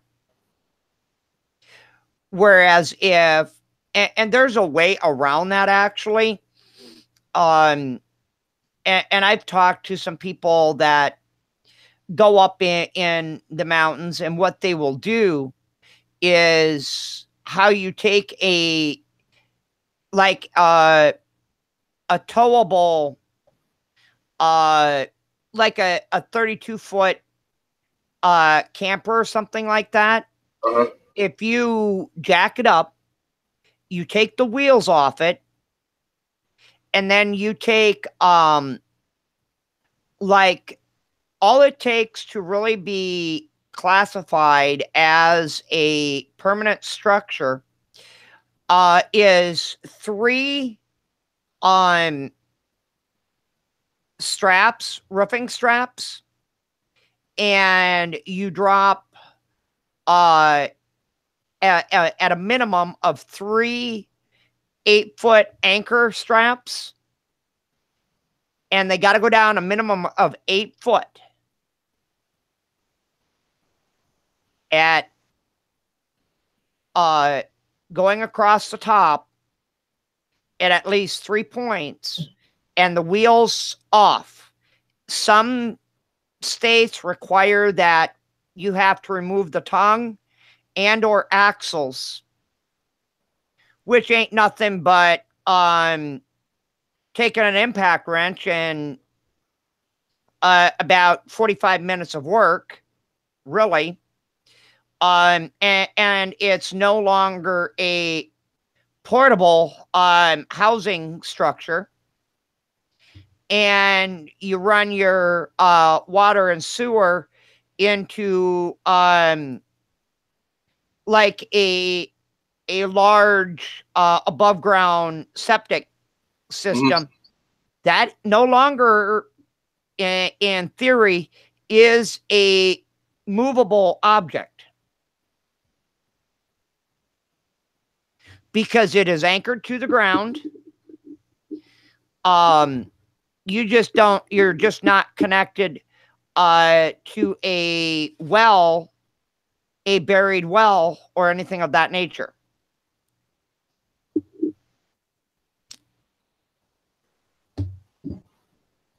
But some states are catching on to even that little verbiage of the law.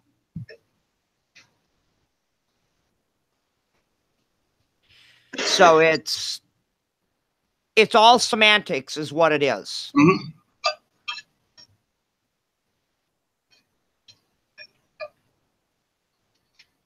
But the way around that is you take a semi-trailer and you convert that into an RV, and you take the axles off of it, and you make, because it's a lot more work to take the axles off a semi-trailer than it is most of your campers today. Yeah. And it takes a lot more ingenuity.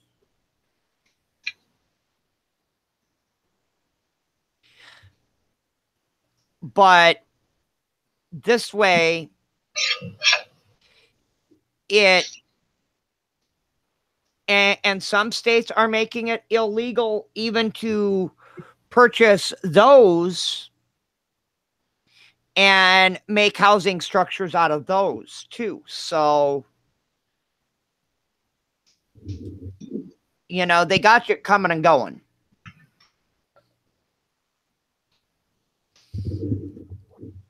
But that's it for one of your prepper videos. Oh, yeah. Because those are useful, and you can pick them up for $800. Oh, yeah, I know. Me and a few of my friends have discussed purchasing a few of them. Those are excellent for going underground, for building underground. That's the plan.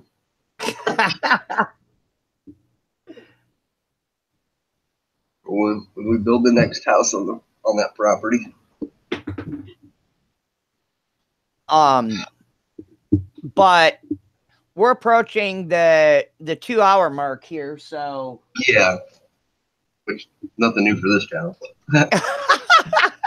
Yeah, I had no intentions to go any longer though. Yeah, it's you start getting out beyond 2 hours, people start after about that time, people start clicking off on them, and they don't rarely ever go out listening beyond 2 hours. I don't know.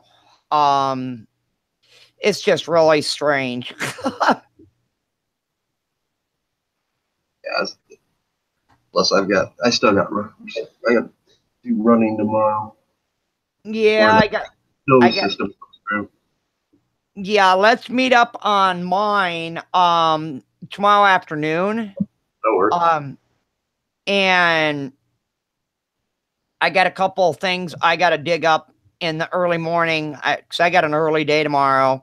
That to dig up on that article. I got a couple other things to go with that.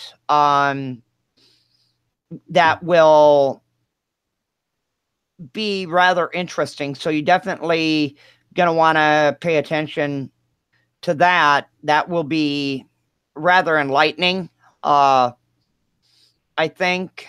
And that case that came out of Wisconsin, incidentally, I did find out today that the state has chose to seal, oddly and ironically, they've chose to seal And I've never heard in a case like this, because of that cause, they sealed the death certificate so that only the family is able to see it. Huh. Something nefarious there.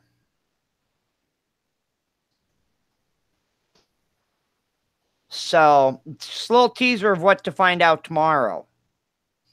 I did contact the state health department today. And I heard that and I was like, what? And yeah, they did inform me that a judge ruled on it that cause was going to be sealed. So, and what happens next, I guess we'll find out later. I'm not going to put that out on a broadcast yet.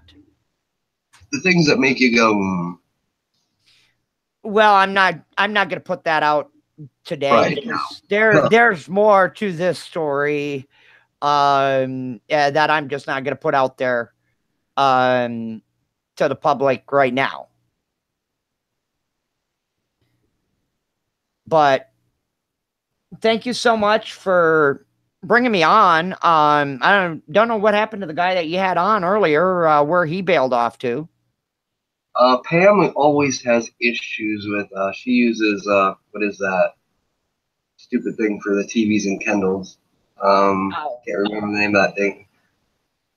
That program. But it always kicks her off. But I also noticed, I'm pretty sure a lot of my notifications didn't go out tonight because I was missing a few of the regular diehards that are always in the chat. And they never miss a show, so. It popped right up on my phone right away. I mean, instantaneously. I only got one notification, and I should have got 3.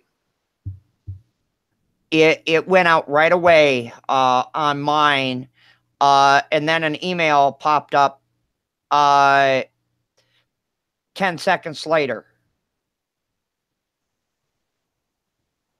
So it's we'll see what happens from here, but we'll catch up with you later. I got a couple things to talk to you in the green room about real quick.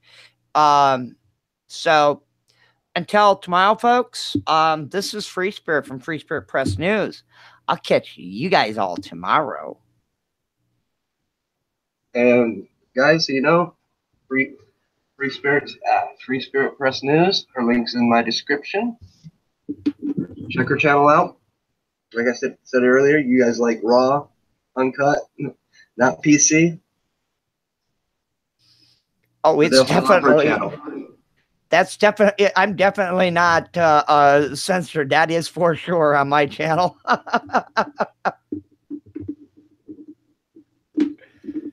And I've been following her, I've been following you for a lot longer. I remember your other channel that you lost.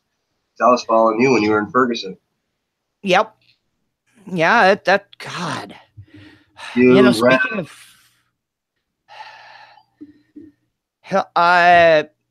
Miss Jupiter, STL Dagger, God, I mean, there was so many. Dirk Brown, aka Dreadhead 46. And I'll tell you, speaking of these quote unquote campers, I'm going to give a shout out to Dirk. That man, he's working multiple jobs, like 3 jobs. Yet every night when it starts getting cold, that man is driving around the known areas, making sure and he's loaded down with blankets, extra coats, food, and he's got a young child. I'm not going to say what gender, that doesn't live with him, that he has to take care of too. And this man is going around the city and is constantly looking out for these homeless people, making sure they got what they need. And if not, he will help get them to a shelter. If there's room in a shelter, he will call around, find out where there's room, and do everything that he can. And then we'll go and spend time working at the shelters in the soup kitchens too. That's activism and actionism at its finest. And you don't see that a lot. I'll also give a shout out to Step One Survival. Sergeant Bear. You guys know him and Sippy. They do the same thing. I mean, I know countless people that do it. I could probably spend an hour just listing names of people that do these things. The answer is more people doing that instead of foundations in the name of homeless project putting up spiked fences. You know, there's times that when there's large scale issues that pop up, natural situations that pop up, and then there are times that there's everyday situations that we always need to be vigilant and be able and ready to step up and assert some control and take the bull by the horns and be ready to take action by any means necessary. And we all know that the counties, their resources are very, very small.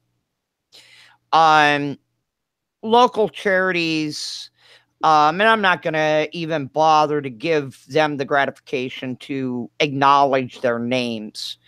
I can say one particular time in life when I truly needed help, I went to a particular organization that always be dinging a bell. And I went to them for aid because I truly needed, I didn't have a pot to piss in or a window to throw it out of, literally. And because I was not of that particular faith, I was told, oh, well, maybe you should go to the church down the road and see if they can help you. Those were their exact words. And then they were very quick to show me the door. I mean, very quick. And by the time I got to the door, there was law enforcement waiting for me at the door.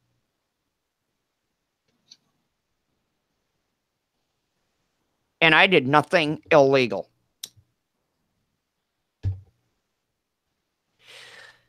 So it's one of those things, you live, you learn, and you grow, and you move on. Mm-hmm. You know, it's, is there a problem in middle America? Yeah, there is. Unfortunately, the counties, especially in rural America, these counties are not equipped to deal with this problem. And people need to see this. And unfortunately, the blue collar people, there's not enough of us to be able to do something on a grand scale. But when we have a voice to give a voice to the voiceless, and we have a platform, sometimes that squeaky wheel gets the most attention. And that is my mission in 2018.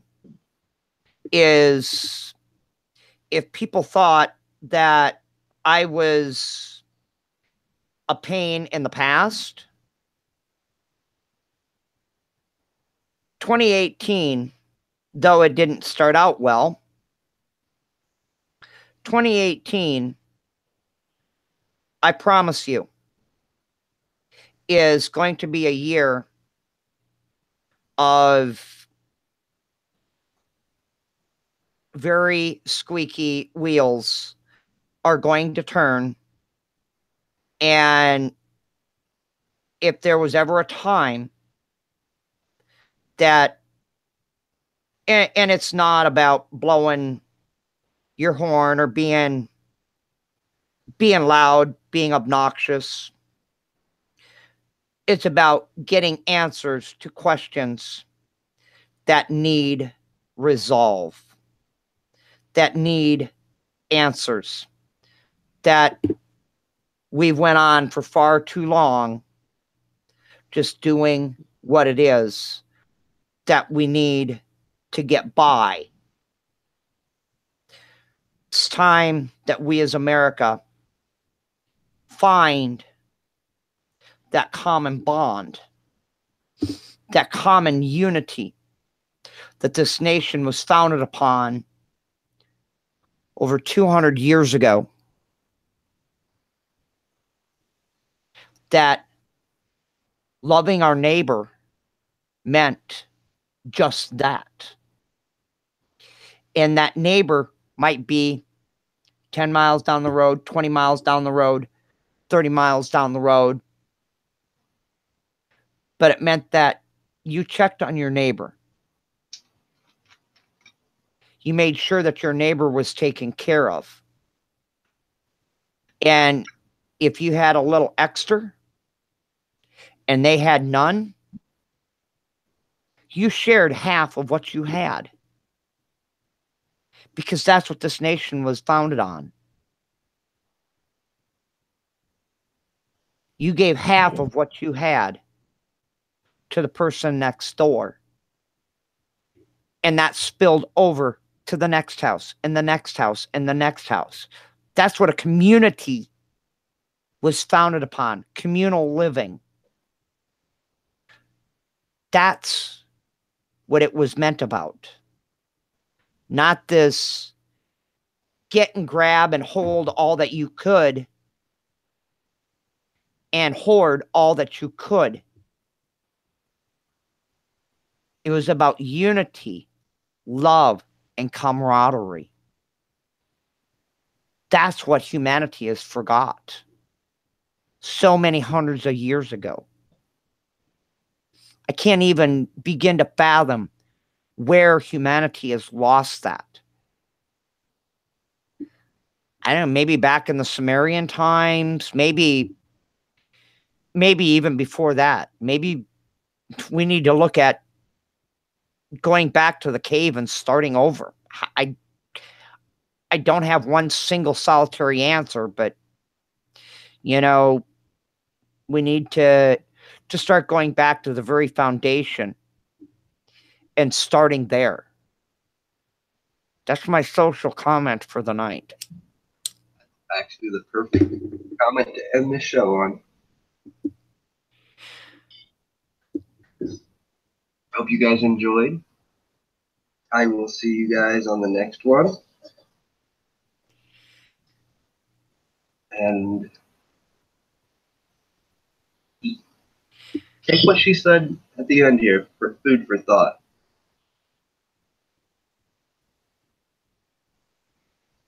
Because, you know, there's a lot of stuff I talk about on this channel. And it's nice to have somebody else's perspective that you guys can hear from. It's actually nice just to be able to be smiley again and sit back quietly in the corner and let somebody else do the talking.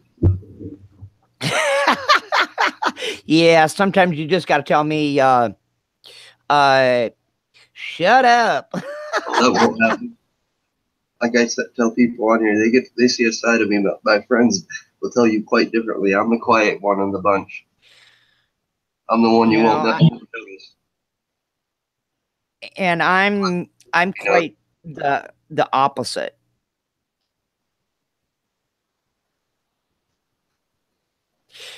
Because I'm not afraid to stir the pot. Oh no, I'm not either. It just, I talk about issues that make people uncomfortable and maybe makes them stop and think that maybe they need to just stop and reflect a little bit and reevaluate the situation at hand. And then after they listen, maybe they need to go back and turn their TV off, turn their phone off, and go and do some reflection and reassess their priorities in life. Because if I can change even one person's views and then they take that out and they change somebody else's views. Exactly. That's what my mission is. That's the only thing I do on this channel. Really. I come at you with all kinds of stuff. Sometimes so far from left field. It's done to make you think, to make you question. To understand when you start doing those things, you'll start seeing things like this. Simple little fences, fences under bridges to keep campers out. Throws an instant red flag. Most of you would pass right over that. To me, it was an instant red flag. Why? Because I question everything. When I see stuff like that, that's just another form of clickbait. Just done a different way so you see it and scroll past it. They don't want you clicking on it. That's why they titled it that way. When you start questioning things, when you start thinking for yourself, you'll start seeing these things. And I'll be calling that individual tomorrow. And reaching out to him and giving him some props for bringing that out, and covering that and highlighting a few things about it. I don't know, maybe I'll do it live on air. I don't know. You never know with me. You know, I'll do the damnedest things, you know. And you know, because I'm in a two-party state, I can do it. Damnedest things, you know, about them two-party states. It's great. But you know, I will definitely be calling that individual out and giving him props for posting that article, and exposing that situation. And I will also be sending that to the YouTube page that I really don't want to put his name out there, because even though he's a fairly large channel, he's got something like 11,000, 12,000 people on his page. I don't want to be calling his name out. I'll give you his link, because he covers this very topic very in depth throughout the country and around the world. I'll be sending him this very link because he's been spending a lot of time in Seattle, and he will be going ape over this. Once I send him this link, he's going to be going crazy over this. So don't think that this will be the last time that you see this topic show up on YouTube, because I am quite sure that you will. Oh, excuse me, he's got nearly 80,000 subs. But I will be sending you in private where his channel. I will be sending him that link. And his channel goes back to 2008, by the way. And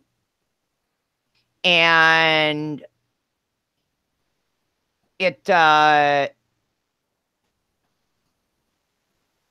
quite good God, you can tell it's been a rough day. It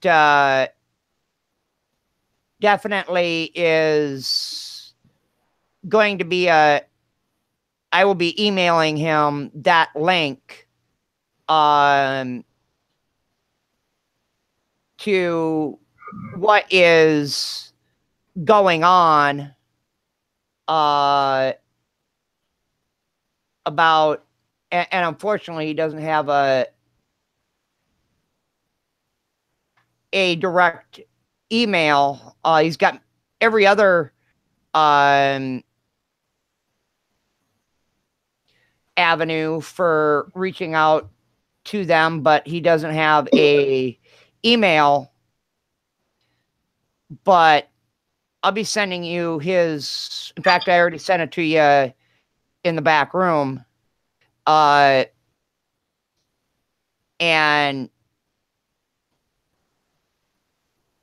it I will be reaching out to him via one of the medians, and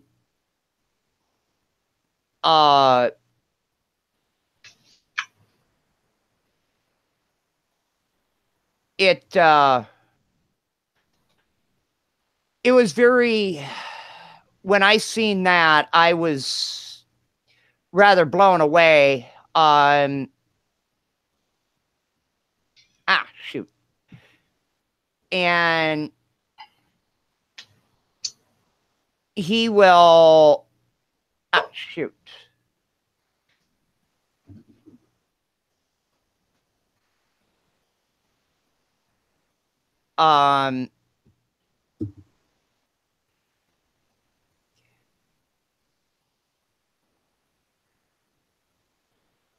But he will get all over this.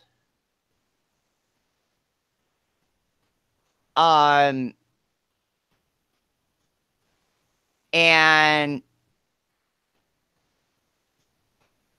he will read it, and I think he's actually from I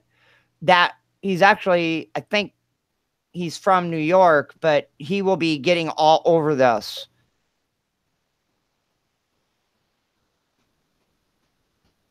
And trying to expose this situation.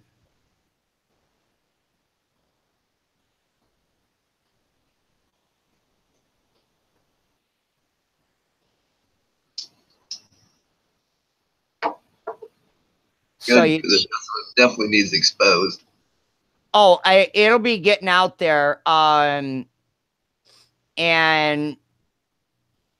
I won't be letting much grass grow under the feet on this. I'll be putting it out there in as many places as I can, because it's that this is just unconscionable. That this is constantly going on. And there's another topic that you and I need to cover that is extraordinarily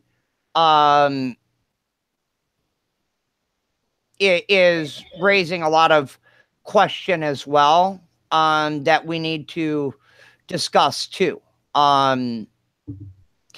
That is not getting the coverage that it needs to, that we'll be discussing later on as well. But we will definitely be covering a myriad of topics in the near future, whether it be here or on mine. It'll be somewhere. You can bank on that for sure. And expect it to be coming, and expect it to raise a lot of eyebrows, and probably censorship. I'm quite sure. Expect censorship on that one. And I will be talking to you about that one in the background.